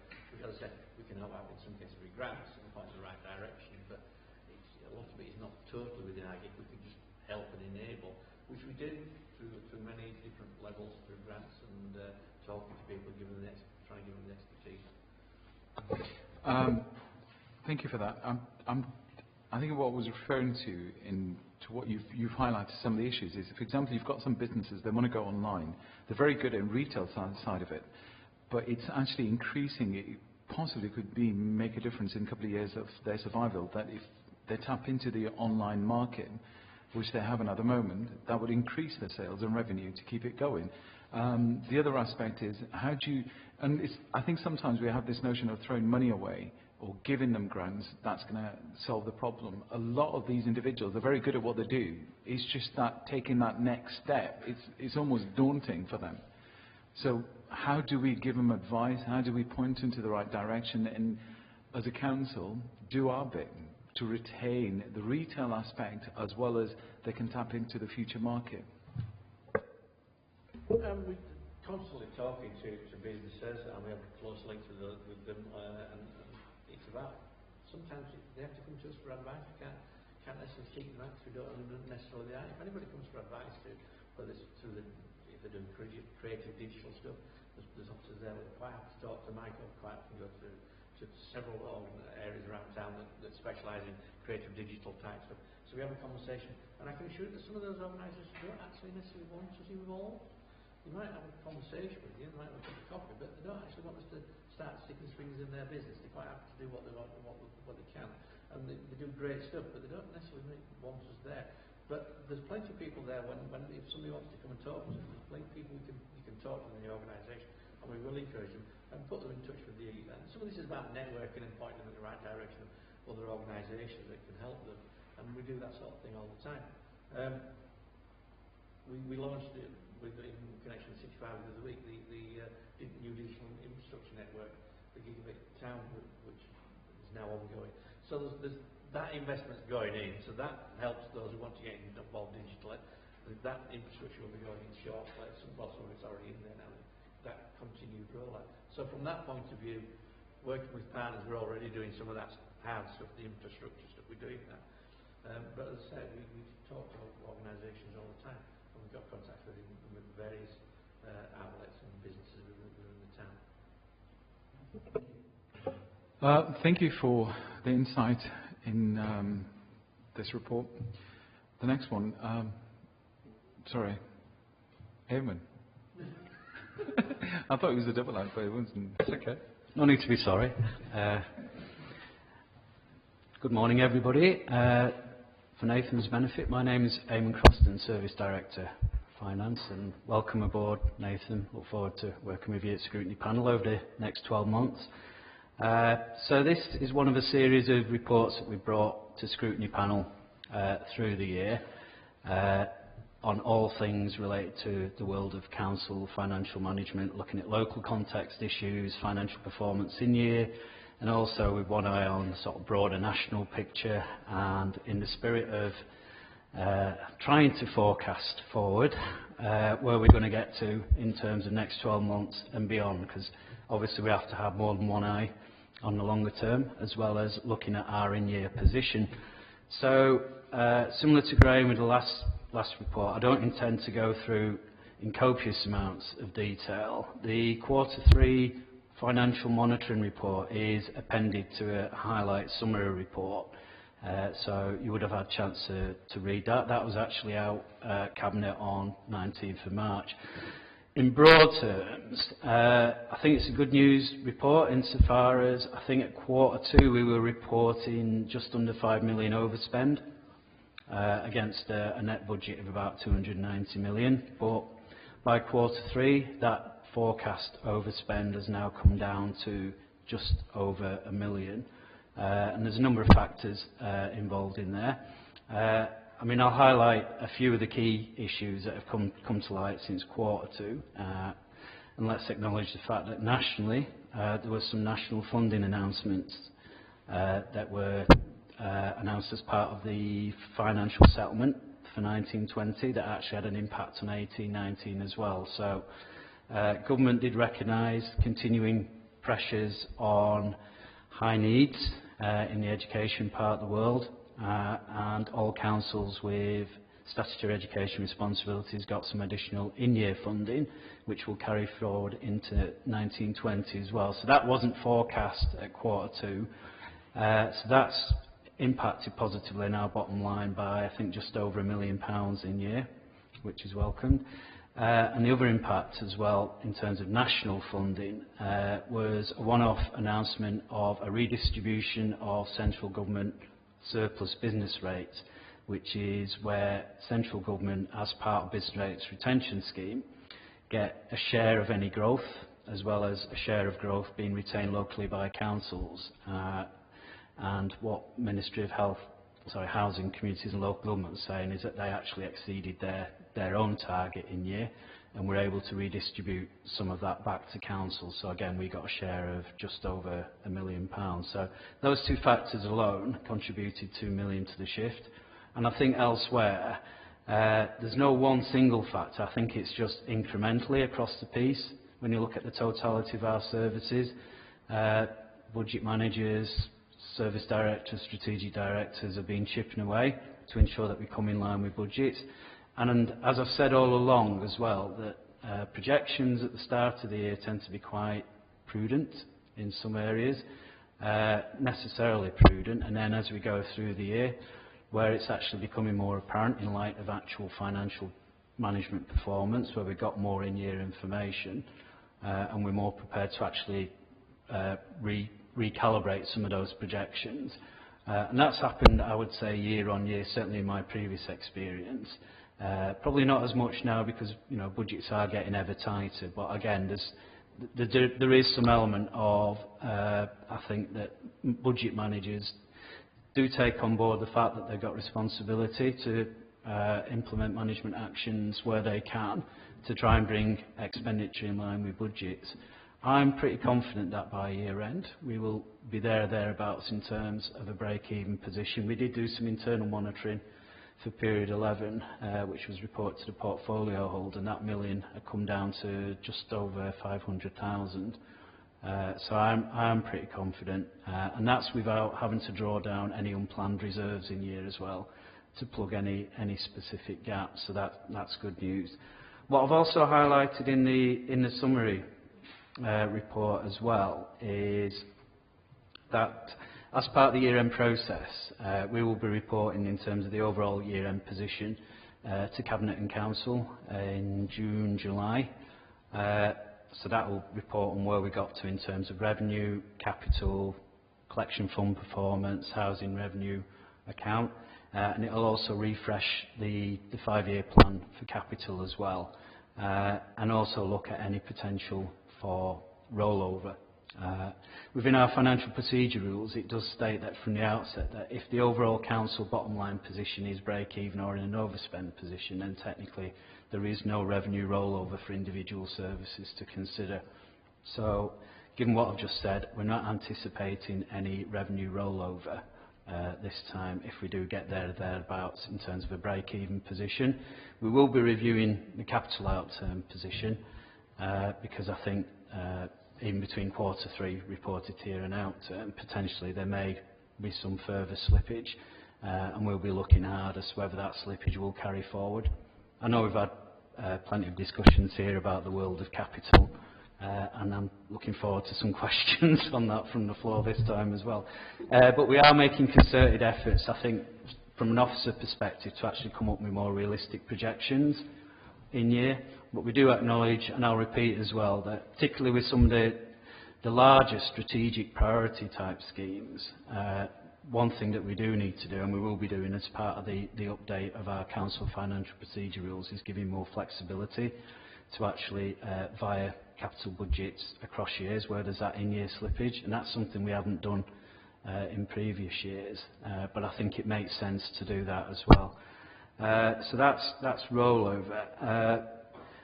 As always, I will be reviewing our reserves position because that's a key strand of our overall financial strategy in terms of financial resilience and financial sustainability. As we all know nationally, councils, in terms of forward projecting, it's quite difficult. We don't know what the future national funding landscape is going to be with any degree of certainty post-2020. We do know that there are a couple of ongoing consultations that government has set out with councils around potential redistribution of some of the national funding between councils. There's a fair funding review and business rates retention review. I did make reference in the covering report to the latest round of consultations where there's been some concerted feedback from the sector in terms of some aspects of the fair funding review, particularly around potentially dropping the deprivation factor in the foundation formula. The foundation formula is one part of the redistribution mechanism potentially where there'll be a chunk of what's available nationally to redistribute that will be based purely on population. So based purely on population, that will be redistributed, but without regard to deprivation. That particularly could impact hard on some of the urban councils. I think 86% of respondents out of the 312 actually picked up on that one specific issue. All I will say is it is a consultation, so I'm sure government will take note of that. And the intention is to come back later in the year with firmed up proposals. Given the general national hiatus on a number of fronts, I think it's touch and go whether or not or how much of those proposed redistributions will actually take place in 2021 anyway. There's a chance that it might actually get referred. That's not to say there won't be any further consultations coming forward, but I think we have to kind of hedge our bets a little bit in terms of preempting what the outcome will be for Kirklees. Certainly in our recently approved budget plans, we made no assumptions about the redistribution. For us, we kept a fairly neutral forecast position, and I would advise strongly that we do that because there's probably lots of people looking at potential model scenarios, and not all the information's in sight anyway to do some of those model scenarios. It's still very much a work in progress. but I would certainly. The reason I'm saying that is you may or may not hear from various guises in the national press or otherwise over the forthcoming months where those impacts might be from organisations or experts who are looking at modelling assumptions based on what's come out the recent consultations. I would advise guardedly against that until we get some firmed up figures later in the year. I think the other thing to note as well, and I stuck it in there, is the Chartered Institute of Public Finance and Accountancy, our esteemed public accountancy body, are drafting, in the throes of drafting a resilience index for local authorities, and they released something before Christmas. We actually put something into the approved budget plans, which was a kind of a high-level comparison of our overall financial reserves position as a proportion of our net budget compared against other metropolitan authorities. And it's only one of a suite of indicators, but I think it gives at least a bit of benchmarking and contextual information about how we stand in terms of levels of reserves we're holding compared to other metropolitan authorities that have similar responsibilities that we do, particularly around demand-led budgets. And I think it's important to have that context in view, not just now but going forward as well, because I know we've had previous discussions about what is the optimum level of financial reserves to hold, and there's no absolute or prescriptive answer to that. It is a judgment call, but that judgment is informed by local circumstance, and also it's informed by sort of national context as well. So I think where our current standing in terms of our reserves position is not out of the norm in terms of a suite of metropolitan authorities in that particular graph, and that summary graph. There are outliers. You will always get outliers on both sides, and I think it's something that we need to be prepared to be challenged going forward, because particularly where finances are tighter and it's putting pressure on services, the last thing we want to be doing is holding reserves and holding money for its own sake if there's not a rationale for doing so. But equally, we don't want to put the council at risk by not holding sufficient reserves to cover off some one-offs or potential one-offs that could hit the bottom line, because what we don't want to do is destabilise the council's overall financial position either. So I think we've got the overall reserves position there or thereabouts, but we will consistently review that, and within that review particular types of reserves that we hold for particular purposes as well, and that will come to the fore as well as part of our outturn position. So I'm going to leave it at that for now and open it for any questions or comments from the floor. Just on that one, the graph, Kirklees is highlighted in black. Yeah. Who's the lowest and who's got the highest? It'd be nice to see kind of, just a comparison to kind of compare, say, West Yorkshire. But, where do we fit in the whole scheme of things? I know we can see it there, but in terms of the names. Okay. Two things there. One is the information is deliberately anonymised because I think it's happened in the past where one of the issues about releasing which of these authorities are attributable to specific reserves positions, particularly with our West Yorkshire partners, is that they would always argue they've got their own particular context. What I would say in broad terms is that the bigger cities generally hold fewer reserves than some of the other districts, metropolitan districts. So you could kind of draw your own conclusions from that, and that's kind of historic as well. And you also get clusters as well, without going into specifics. For example, the Greater Manchester councils that are included in here. Now, they've been part of a devolution pilot for quite a number of years.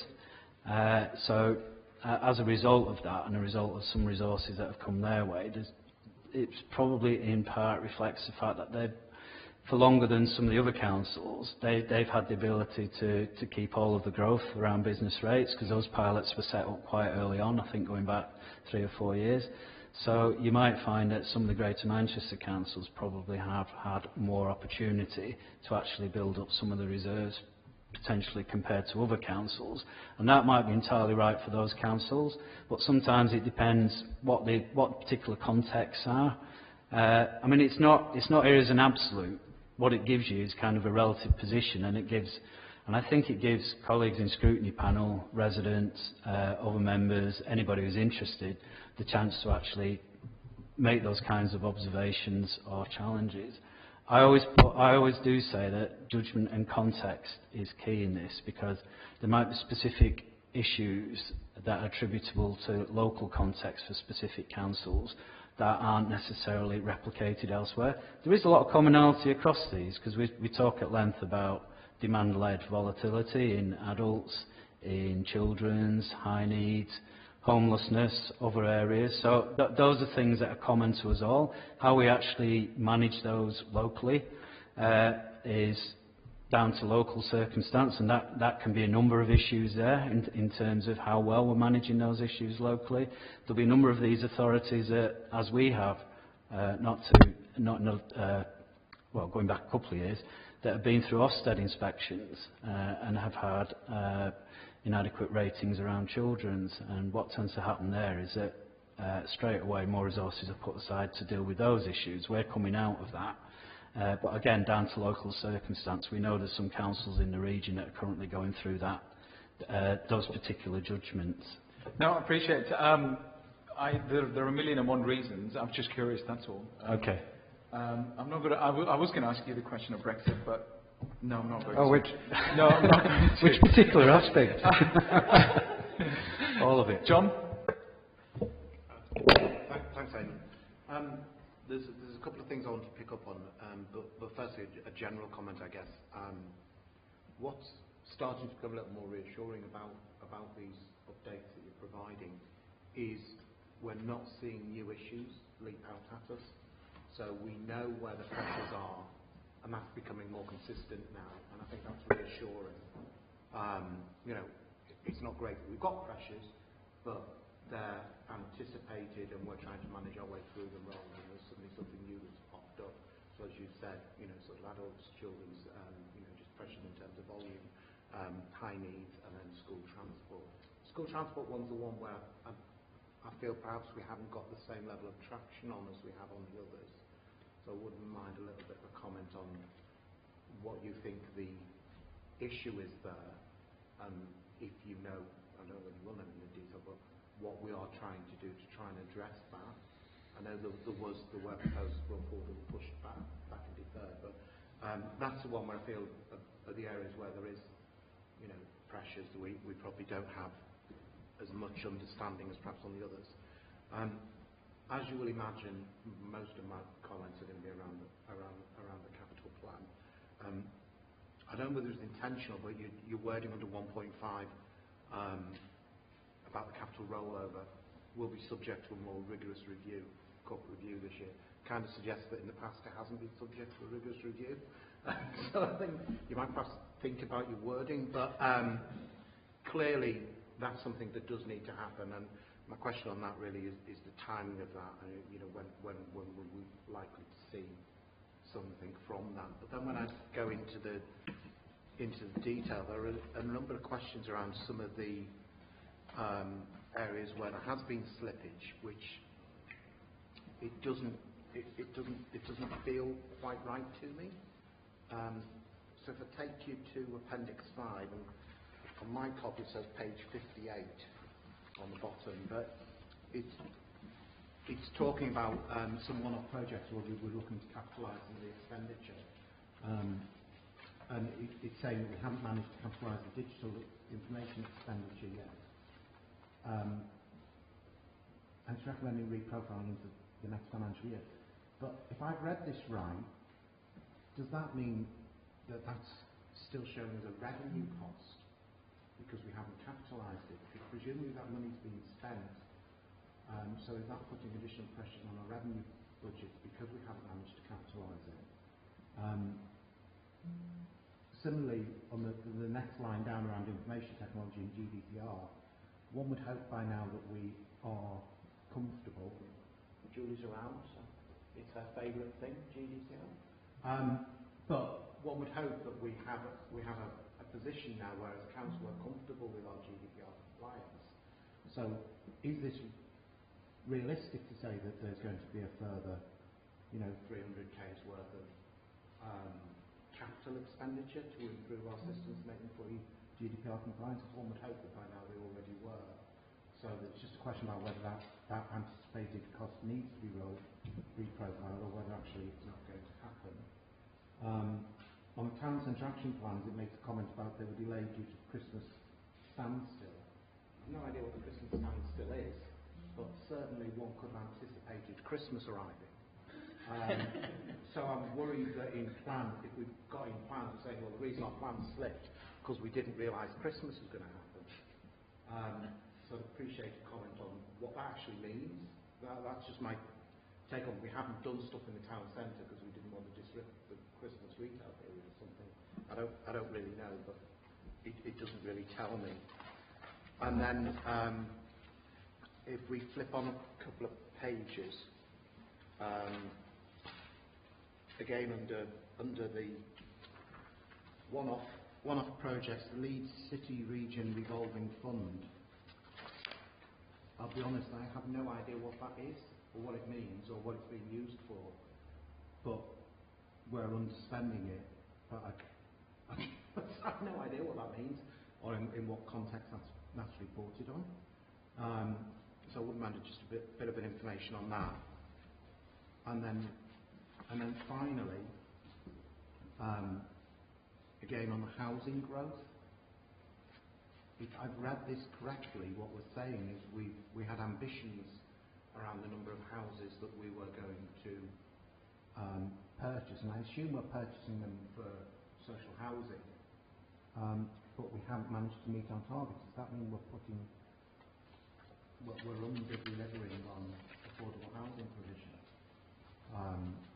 That's how it reads to me, but I may have read that wrong, so I'd like advice on that. And then my final comment is around with all of this reprofiling. It's fine to say reprofile, it's fine to say there's some slippage and we're going to push that forward into the next financial year. But do we really have the capacity and the resources in the next financial year to do this as extra on top of what we were already planning to do in the next financial year? So just a concern, an overall concern about, it's fine to say, well, we're a bit late, we'll do that next year, but next year was already full. So, what does that mean in terms of the overall capital plan?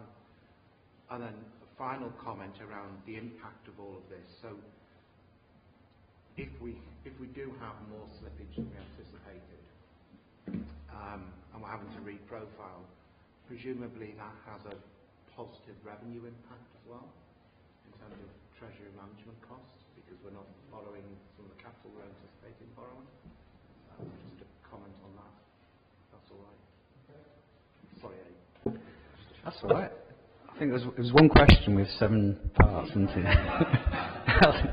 I ran out of fingers there, but I'll see how far I can get. I'm sure there'll be 1 or 2 points that I'm a bit hazy on the detail myself, so I might have to defer.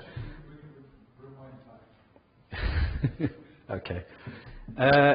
Schools transport. Yeah, that is a significant in-year overspend, and we acknowledge that. We did set out as part of the approved budget plans that we'd increase the base budget provision for schools transport by over £1 million, I think 1.4 million in the end.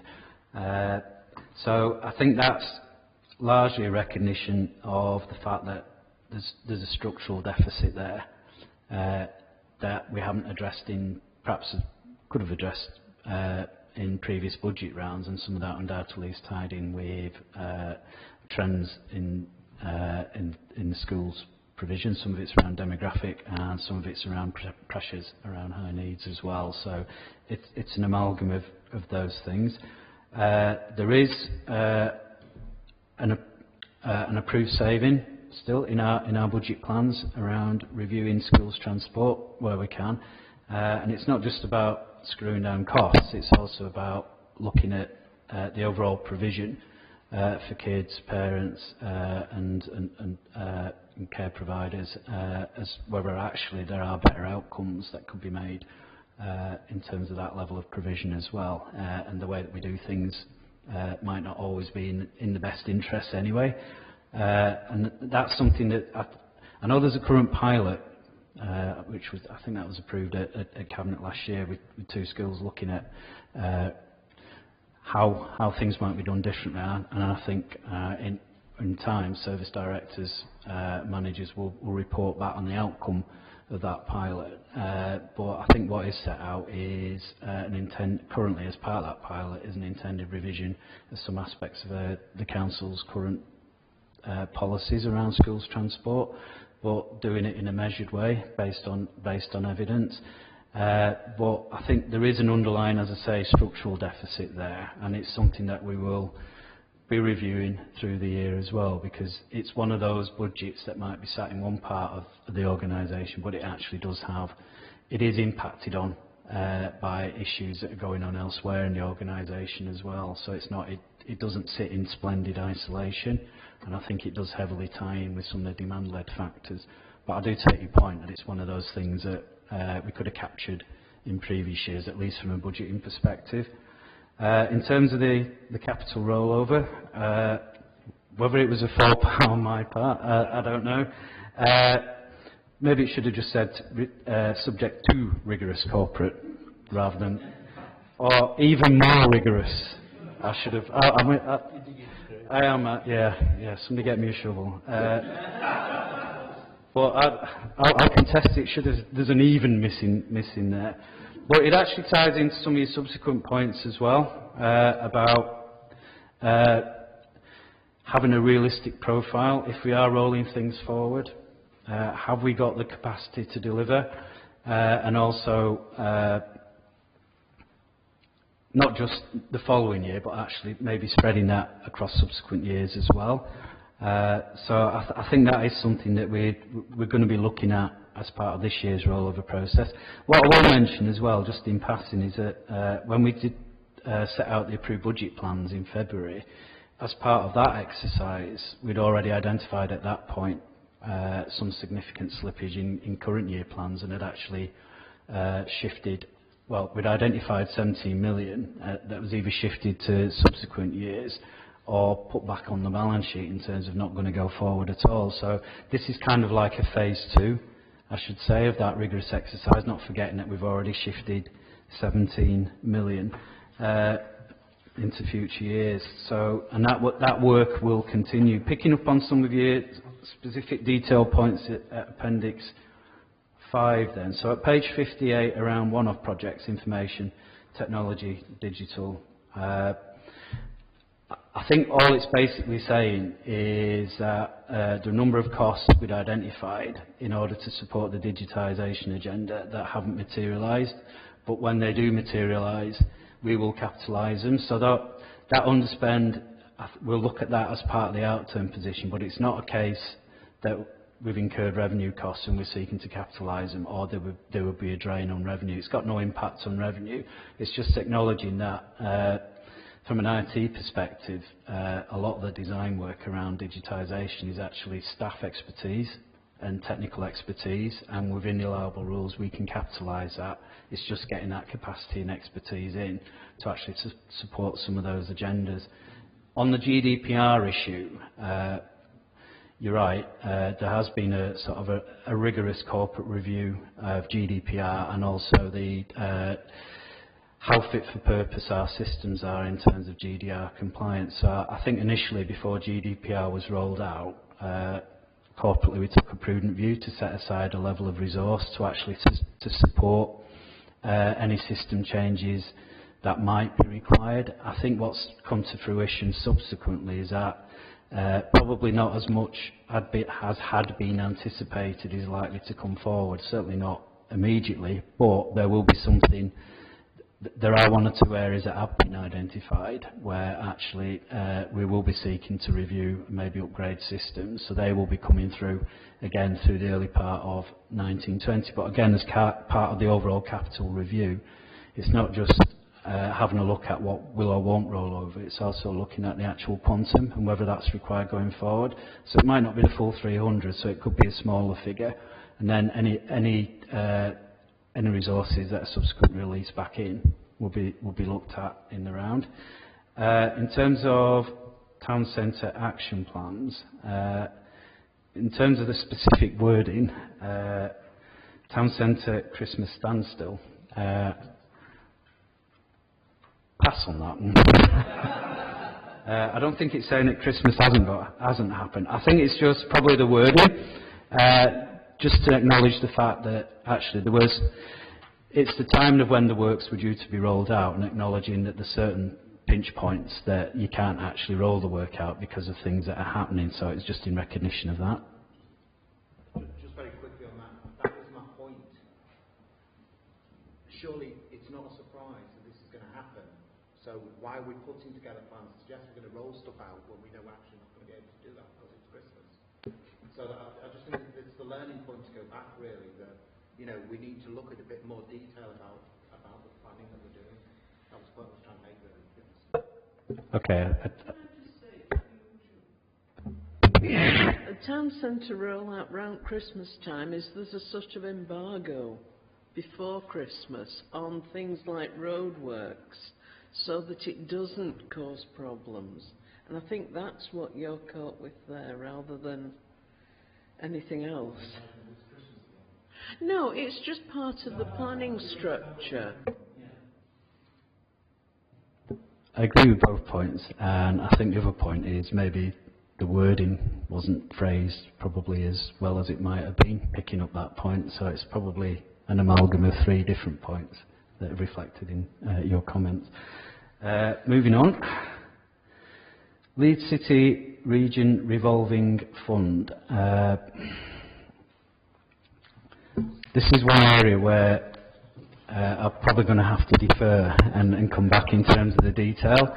All I know is that this is all members of the Leeds City Region Fund are contributing as part of a regional pot, and the amount that we'd set aside to support that hasn't been drawn down in the region.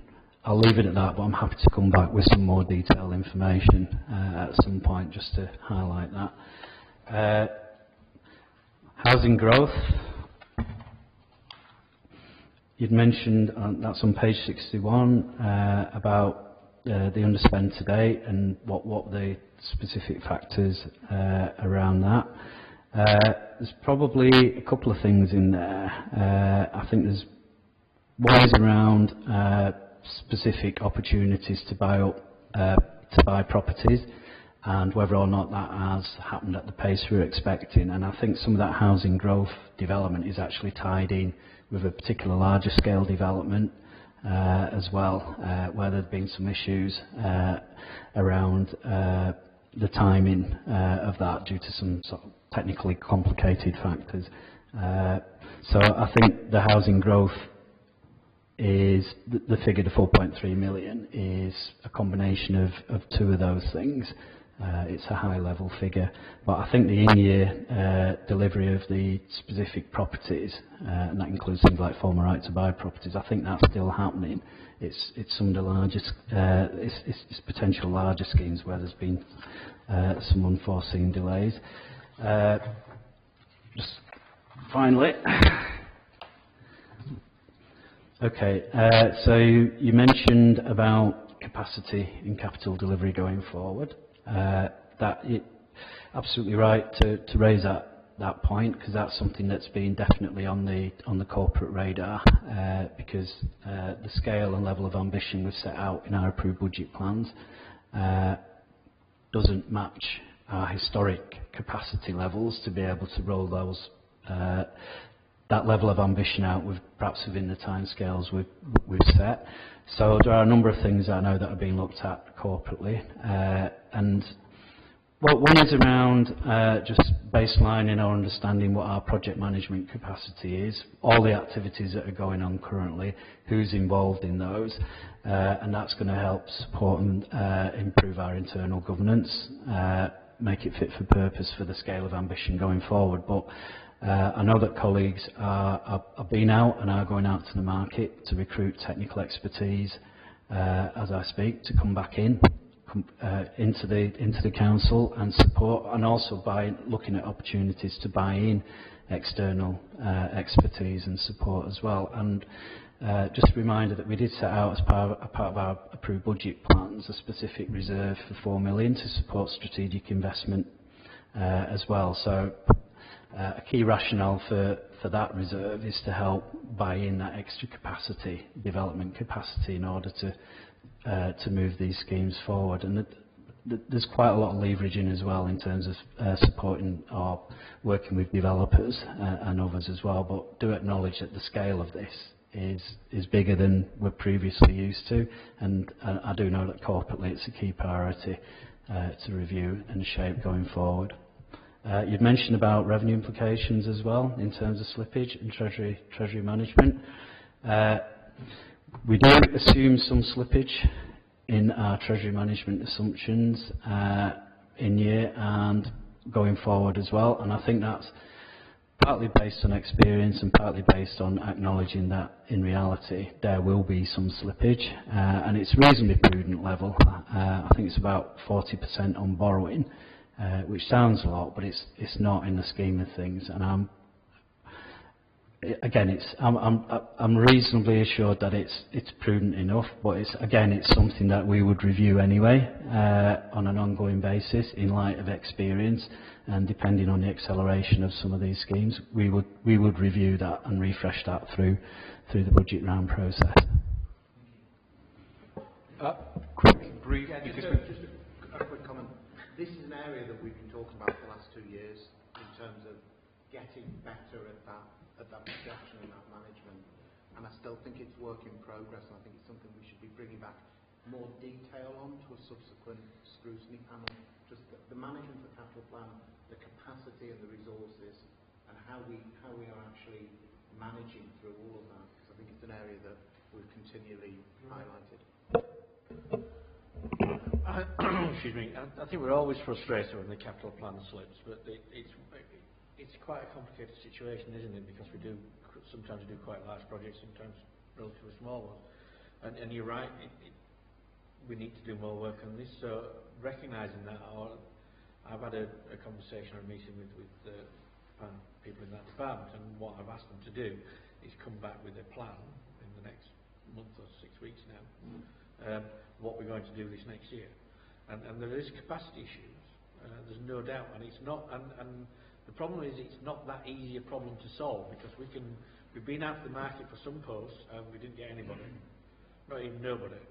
So we all know in our corporate portfolio, but I'm sitting there with all the people in there, is that there's a huge skill shortage in the country, and we know the local authorities have got this problem.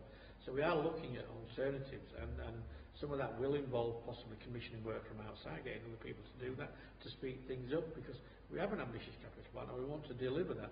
But as I said, some of these capacity issues, as I said, we are not unique in this. So there's a small pool of experts out there, and I'm not going to go into tell you why a lot of the problems occur, because there's nothing we can do about it. So, but we are being outpriced. People will pay people a lot more money to go work on other projects that may or may not come to fruition, shall we say.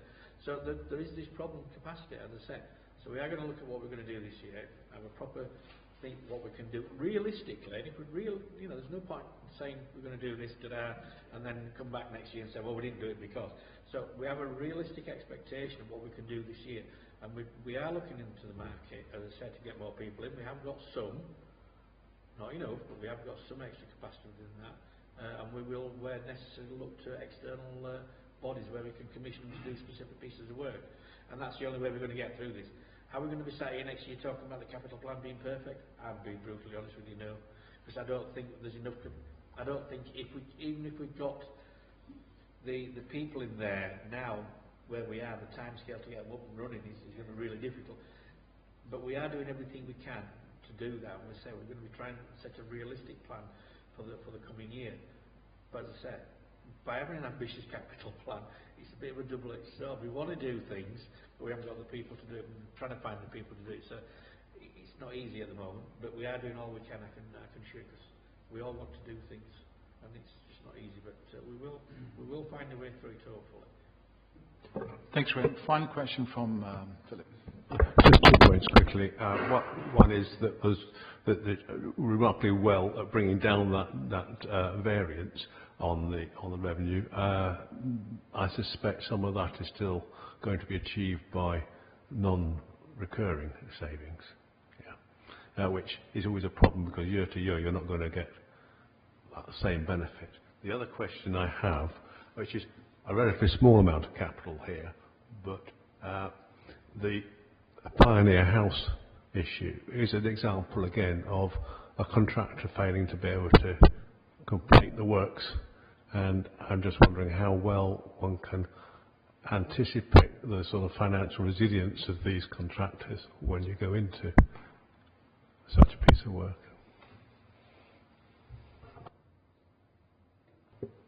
Thank you.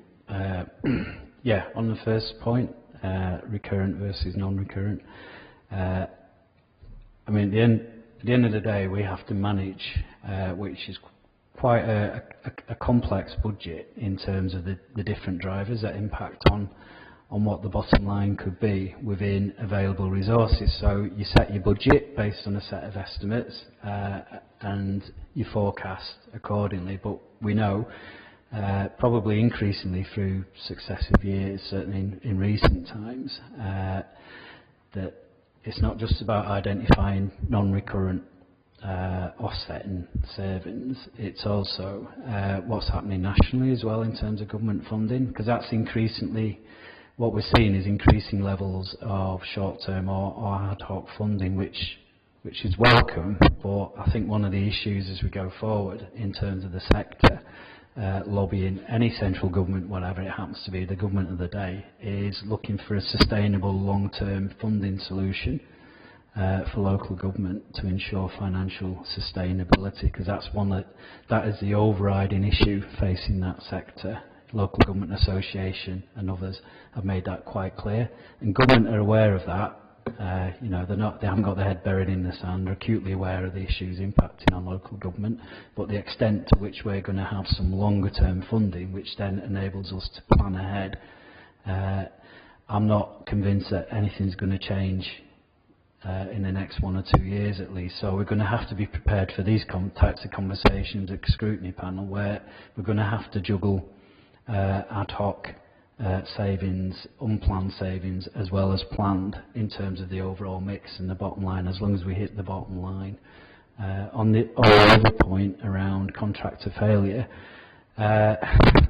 sometimes, yeah, it does happen, and we've seen nationally, Carillion, Interserve, others in dire straits currently, and that has all sorts of ramifications and implications. I think in terms of our own internal processes and how can we mitigate those, what I will say, looking at colleagues over there, and they would say with pride, and absolutely rightly, that in terms of our procurement processes, tendering and looking at due diligence, I think we're as robust as we possibly can be with the information that's provided to us in making those assessments as to what contractors or developers we might want to do business with. But sometimes there are issues outside of our control that impact, and this, I think, just happens to be one of those issues. But I do think we have a pretty robust process as far as we can to try and mitigate against those issues happening. But given the broader context in the sector and what's happening economically, quite a lot of the time that's out of the local council's control. Just to add to that, when it comes to the officers and what they've done, it literally is, unless they've got a crystal ball, you can't, because that issue, when it comes to the Pioneer House, it is just impossible to predict, because everything was done as it should have done, and it literally got to the point. But it is one of those things. It looks like we're going to season 2 for this meeting now. Thank you very much. Oh, fine. Yeah. By the way, just point out that we are running slightly over as we started late. But one of the things is, this is the last meeting for this municipal year, and we want to make sure when it comes to, especially Eamon and with the finance side of it, there is scrutiny and everyone's getting a fair share. Just with regard to the SIPFA Resilience Index, I seem to remember you saying when you spoke to us at group about it that you'd like us to be a little bit closer to the middle of the graph than we are at the minute. So is that still your intention? And just looking towards it being published at the back end of 2019, do you think we're going to be there? Obviously that's dependent on what other authorities do, so if I can't draw you on that,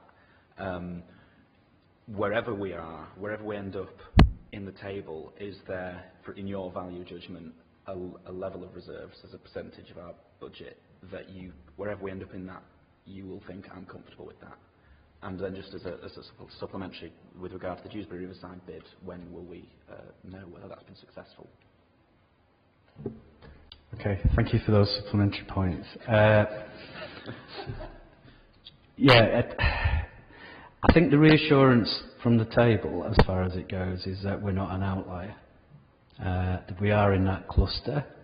The prudent side of Section 151 rule suggests that if we do veer towards the centre, it feels a slightly more comfortable position, but again, it's all relative.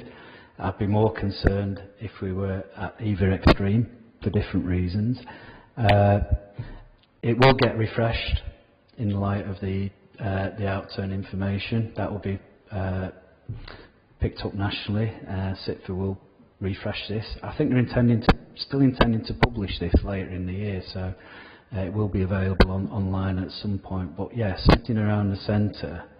But again, it's still a bit of a value judgment. If we were starting to veer more towards the right-hand side and edging, then I think edging towards that right-hand side, then I might be slightly more concerned. But again, we're kind of working not semi-blind because we've done our sensitivity analysis, but until we get clarity in terms of the national funding position, it is, and it will remain, a bit of a judgment call. But there is something about safety in numbers, I think, being with the herd. So I think that's one of the strong points of the Resilience Index in terms of relative standing. On the other point, in terms of the bid, I'm not entirely clear, and I don't think, talking to my senior officer colleagues, I think the central government are still looking at, in terms of their own timing, when they're likely to move to the next phase beyond the expressions of interest, and I think we'll get something back from central government in due course. So all they set initially was an internal date for councils to put their bids forward, and I think it's just a case of wait and see from government when they're likely to make their next announcements as to who's gone forward or been successful. Just to add to the comparative group analysis, when me and Amy sat down and discussed this, and there comes a point, and I've said this before in council, and so legally, Amy carries the Canada Section 151 off if anything goes wrong. I carry the political moral risk, if you like. So we have a conversation, and we have a long conversation about this, and we reach a compromise where we both sort of feel happy, and there is no right or wrong answer other than me and Eamon have to feel happy and comfortable, and that's the right answer in effect, because there's no rules, it's what we feel comfortable with. Layman from the legal responsibility and mine from the political moral responsibility. So it's always what we feel happy with after we sat down for a couple of hours and talked about it. Thank you. Both of you, thank you very much. Really appreciate this, and I do apologise, we've gone off slightly, but I think it was essential.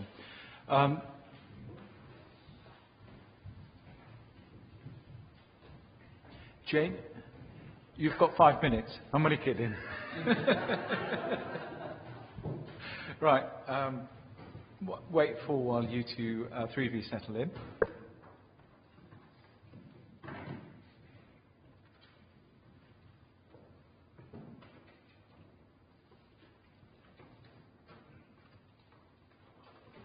Yeah, can I pass it on to Julie, and can just, I mean, we've limited to time as well, but I know we've gone through this in the training shop, so it has been thorough in that training, and really appreciate for that. So, Julian, I'm going to pass it on to you to start off with. Just to say, thanks, Chair. I was going to ask you the question about whether you wanted us to do a full presentation or not, and I think the answer to that question is probably no. So just to start off with some, firstly an apology and also some introductions. For everybody who doesn't know me around here, or anybody who happens to be watching on the webcast, I'm Julie Muscroft. I'm the Service Director for Legal Governance and Commissioning Support, and I've got two colleagues with me today, Jane Lockwood, who's the Head of Procurement and Commissioning Support, and we also have Ben Hodgson, who is one of our category managers, and some of you will have met him at the training event, but he's also part of the new approach to procurement. Having an apology from David Bundy, who was one of the authors of the report. So as you'll see, the report covers an update on where we are with procurement and the procurement project, but it also has a summary of where we're at with work with CLES, who's done a report for us looking at social value and local wealth growth. David's had to give his last minute apologies, so I apologise about that. We are cited, though, about what he was going to say. Jane was going to do a presentation, but if you would like to go straight to questions, we're equally happy to do that. I'm not quite sure how much longer we've got. We've got about oh, okay. So are you? About 30 minutes, because we started slightly late. We did have a workshop on this, and it was thoroughly an eye-opener, certainly for me, in terms of this has come back the third time, and he's clarified a lot of the issues and concerns and all the rest of it. I mean, panel, do you want to go to questions, going through some of the stuff, or do you want to... Brief presentation. I'll leave it to Jane, if you can just briefly go through some of the stuff that we covered in there. Okay, morning. So, just really to go back to the beginning when we were looking at the procurement transformation programme as part of the transformation wider activity. So that was around sort of how we challenge, how we redefine and challenge how we procure goods, how we spend every pound wisely, and how we maximise social value through procurement. So having a look at what procurement does and what it delivers. So earlier reports and iterations were about how we were working to build a new approach to procurement. So we're still going through that process of building the team, but we have, I think we have 15 posts now filled out of 20, so we're starting to get some capacity in. But I think just a bit of a caveat, we're still having to deliver business as usual as we implement a new approach, and that brings some challenges. In terms of social value, there was a broader local wealth building project which David and his colleagues were leading on, and that sort of looks at 4 key strands, so employment, land and assets, and the democratic ownership of the local economy, and procurement. So for today it's just really the focus around procurement. You'll have seen the headline reports, a headline summary report from the Centre of Local Economic Studies. So in terms of procurement, I think they note that they are encouraging headlines.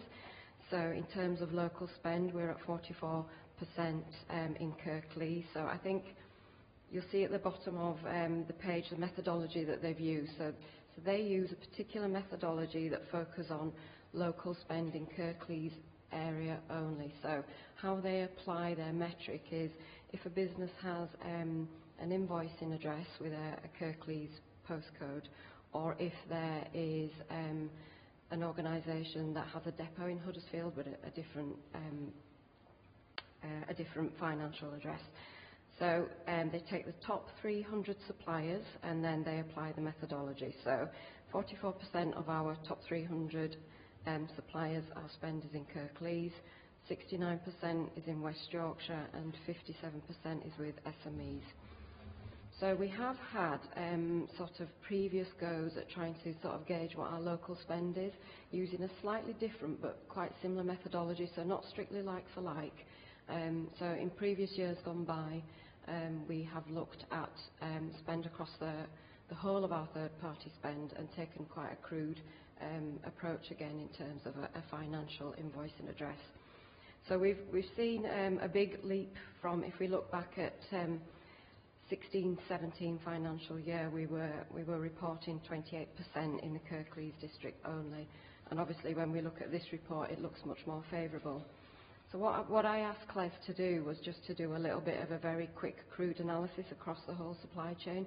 So that gave me a bit more of a picture in terms of, you know, how are we doing? Is it a bit more apple for apple? So with no cleansing and very crude data over the whole supply chain, it still came out at 44% for Kirklees. Slightly lower for Yorkshire, West Yorkshire, it came out at 67 instead of 69%, and then it came out at 74% for Yorkshire and Humber. So still really great, encouraging figures, a good place to start. I know that other organisations may use different metrics in terms of sort of local spend, and they may use boundaries and things like that, but for this particular process, this was the methodology that the council went with. So Cles made a number of recommendations, and as a result of those recommendations, so we kind of looked at the report and said, okay, this is what Cles is saying, but fundamentally, what does that mean for Kirklees, and which bits are really important to us, and what should we look at next? So David and his colleagues have established a cross-department group across the council that takes all the local wealth building aspects, and that group is charged with looking at those recommendations individually and then developing a plan and some timescales for implementation. So I think really for us one of the key aspects in that is refreshing our social value framework, but also our procurement strategy, and we wanted to do those in tandem and not separately because they're linked quite closely. Okay, so procurement measures then. So I think last time we were here, we were given an update on the transformation project. So this was the piece of work that a time-limited piece of work that we were doing with Deloitte. And I think we talked about this at our session in March as well, in terms of this was for a specific moment in time for a contract with our transformation partner. So it's something that we are tracking and monitoring and working with transformation colleagues with. But for the purposes of our operating model and being more transparent about what procurement does and where it adds value, we've shifted our focus on developing a new set of metrics. So just in terms of headlines, in terms of where we're at with the transformation project per se, so the projection with Deloitte was for £6.5 million to be delivered by 2020. Our projection shows us at 7.95 savings, but I kind of do that with inverted commas, and we talked about this at length at the last workshop. So they're not completely, well actually they're not attributable. The biggest saving area is temporary staff, so they're not attributable to procurement activity per se. They are attributable to many colleagues across the council, so HR colleagues, colleagues in children's services, and a lot of the other services that have taken on temporary staff. So that's another reason why we kind of wanted to say, so there is a tracker, we're monitoring it, but actually in terms of how we work in the future, it's not that useful. So it was more about, let's have a look at the measures that we think might be a little bit more useful, and really get a little bit of challenge back from those, if at all possible. So good progress on the Deloitte tracker. However, not all of that is down to procurement activity. So in terms of new measures, so there's quite a large amount of them. So we've never really had any transparent measures other than local spend. So I really do think it's a good thing for the procurement function to be more transparent. I think it's important that we show the size and scale of what we do, but also where we add value.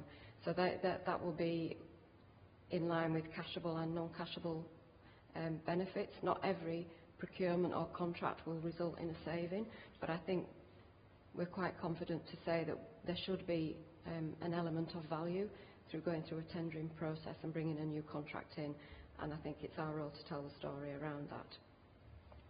So I appreciate it's an empty tracker that you've seen, and that And there are some challenges for us around the data that we use, and I think that's just a reminder that we are a new team, we're just kind of getting into the roles, and we would come back with a populated tracker with data that we could feel confident in. We couldn't feel confident in the data that we have at the moment.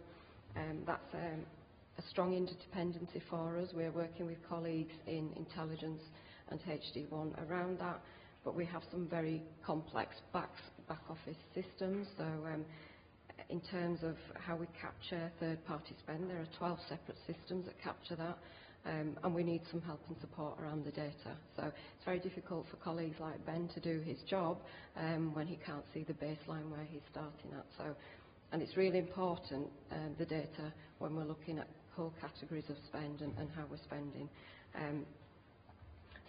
These are internal metrics, so this is about how we measure ourselves, how we are performing. We do a great job, but we do a very poor job of telling the great job that we do, if I'm honest. So some of that is about that as well. So I've popped a couple of examples in. The chair wanted to see a couple of examples. So one of them is a live example, so it's a contract which is out at the moment to tender. So this is for workwear and PPE, so that's personal protective equipment. So historically, the councils would have a contract with ARCO, who's the incumbent supplier at the moment.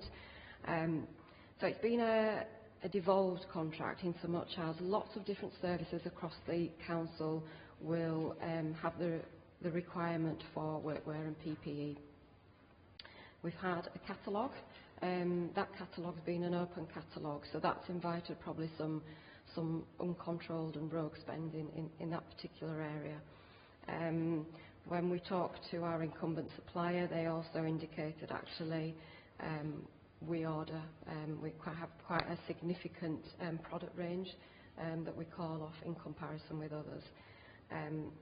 Actually call off about between 800 and 900 items of that particular catalogue. If we looked at fleeces, for example, 17 different types of fleeces being purchased through that. So what we tried to do was go out, engage with all the key stakeholders.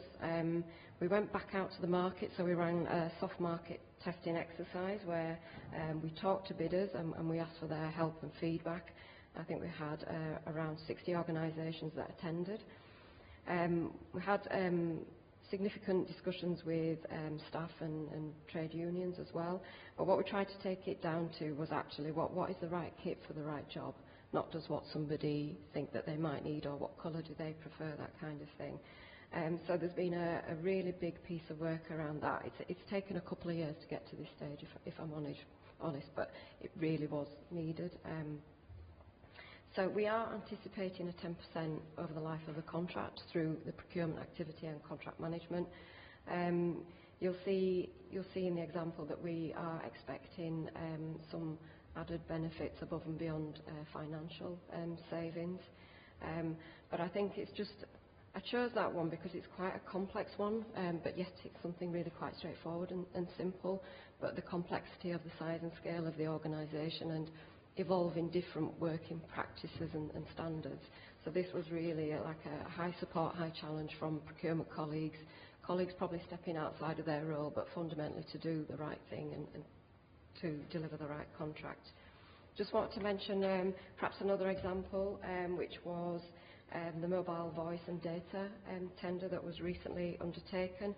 And I think the important thing with this one is that we have a fairly reactive nature when it comes to tendering our contracts.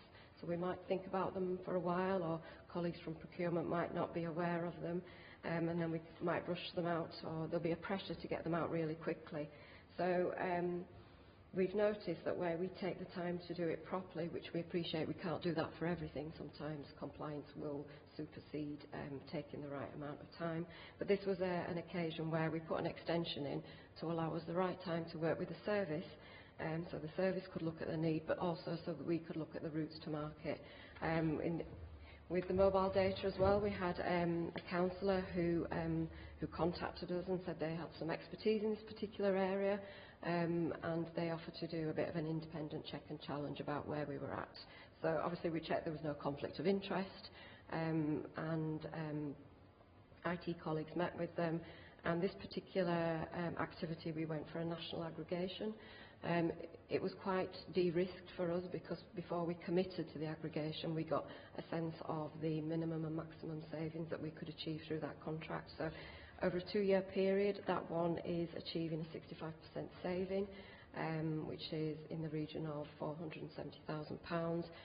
We're also receiving more data as part of that, so a financial saving and an added value too. We have started to implement some feedback mechanisms, so we wanted to get a sense of how easy is it to work with the procurement team, so for internal stakeholders, because we need to be able to talk to people and be approachable, so we want to work with people earlier, but we have to display the right attributes in order to do that. So we've started that process already, and we've also implemented some supplier feedback mechanisms. So we're doing this, it's a bit tricky this one, so we're doing this when we close a tender but before we award, just to try and get a snapshot that the feedback's not based on whether somebody wins a contract or not. This is how easy is it through the procurement portal, through our tender documents, is it to bid for this contract, and then also ask for any sort of snippets of feedback about what's good or what could be better. And we're feeding that back not just to procurement but to commissioning colleagues. So one of the snippets of feedback was we put a tender out at the time where we were asking for quarterly contract monitoring, so that put an extra pressure on the services that might have already been in contract with us. So I think there will be useful things to come from that in the future. So I think those are the key bits. Yeah. Sorry. Apologies, Chair. I forgot. James reminded me indirectly about something that I meant to say at the beginning of this, which is a really good example or an indication of how well the team's now doing. Is we've been shortlisted for 3 awards, and the team, or some of the team, will be attending that at the end of this month. So I think that that's a really fantastic piece of news to share, and well done to the team. That is fantastic news. As you're aware, this is probably the 3rd time this has come back, and I've been the foremost in terms of critic, shall we say, and now singing on the same hymn sheet. I've got immense respect for you. One of the things you mentioned earlier, Kirklees is very good at what what we do in terms of the contracts and the procurement and all the rest of it. Is we're not shouting and we're not putting that message out there as to the savings we're making. Because the perception and the reality are 2 different things. It always has been. And in terms of how we do things, and the perception is, why is that costing £20,000? Why is that, how much are we spending it locally? And that's what I've been fighting a number of other colleagues here as well, is if we're going to give contracts, if there's contracts worth maybe for, they need to be local. And I think going to that workshop, having an inside and frank discussion, it's clear how much comes back into the area. So thank you and congratulations. Any questions? John? Hilary? Linda? Philip? I think for me, having read the stuff, it's quite clear the amount of work that's going in, and it's going to be ongoing as well. I think you're right about we should try and share more some of the successes. Share some more of the successes. The one question for me is there an area of the council or a directorate or a service or something where perhaps we're still not quite getting there in terms of getting the percentage of local companies winning procurement? And is that, is it sector specific, or is it just that there's more work to do with that within the culture within that part of the council?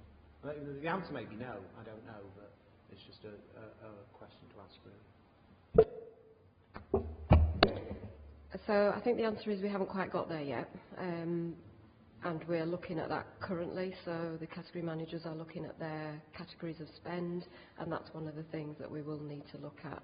I think the area that's been less visible to us historically is children's spend, and there probably is some broader capacity building to be done in terms of where we place children and how we place children. So that's probably the area. Just a very big thank you for the meeting I had with Jane this week, who brought me up to date with this, and glad that we're getting on so far with it. All the best with the nomination. I concur with that informal meeting we had, which was a very useful introduction to procurement. The other thing I've got to say was quite interesting to pick up on this little footnote, the multiplier effect of increasing your percentage of local spend in the way it develops the economy is quite a useful indicator, isn't it? And one more thing is, everybody benefits other than you, other than the fact that we praise you for getting the savings there, because it's all down within the various services, isn't it? Yeah, I echo that. Sorry, Linda. Sorry, just one if I may. If I understood you correctly, when you said you had done a broader analysis of the local spend beyond the top 300, you said that the Kirklees spend was still the same of 44%. And intuitively, that doesn't feel right. I'm not questioning your arithmetic for one minute, because I assume that when you get down into the smaller contracts, they are easier to place more locally than some of the mega contracts. So I would expect that the tail of contracts has a higher percentage of local spend, but that's not happening. Can you explain that? So I expected the same, which is why I asked them to run the figures again, because you would expect it's easier for smaller business to bid for the smaller contracts. But I think maybe I didn't mention it clearly enough. So when we run our spend figures, they have all kinds of things in there. So there will be some lines that there's no redacted lines in that whole spend. So I think if it had been redacted and cleansed properly, then it would have probably spat out another figure. But we didn't do the analysis ourselves. The organisation did it. But I concur, which is why I wanted a full view. And I think it would be more useful to have a full view of our spend than just a particular element, which is something that I work with David on. Thank you, Julie, Ben, Jane. Thank you very much.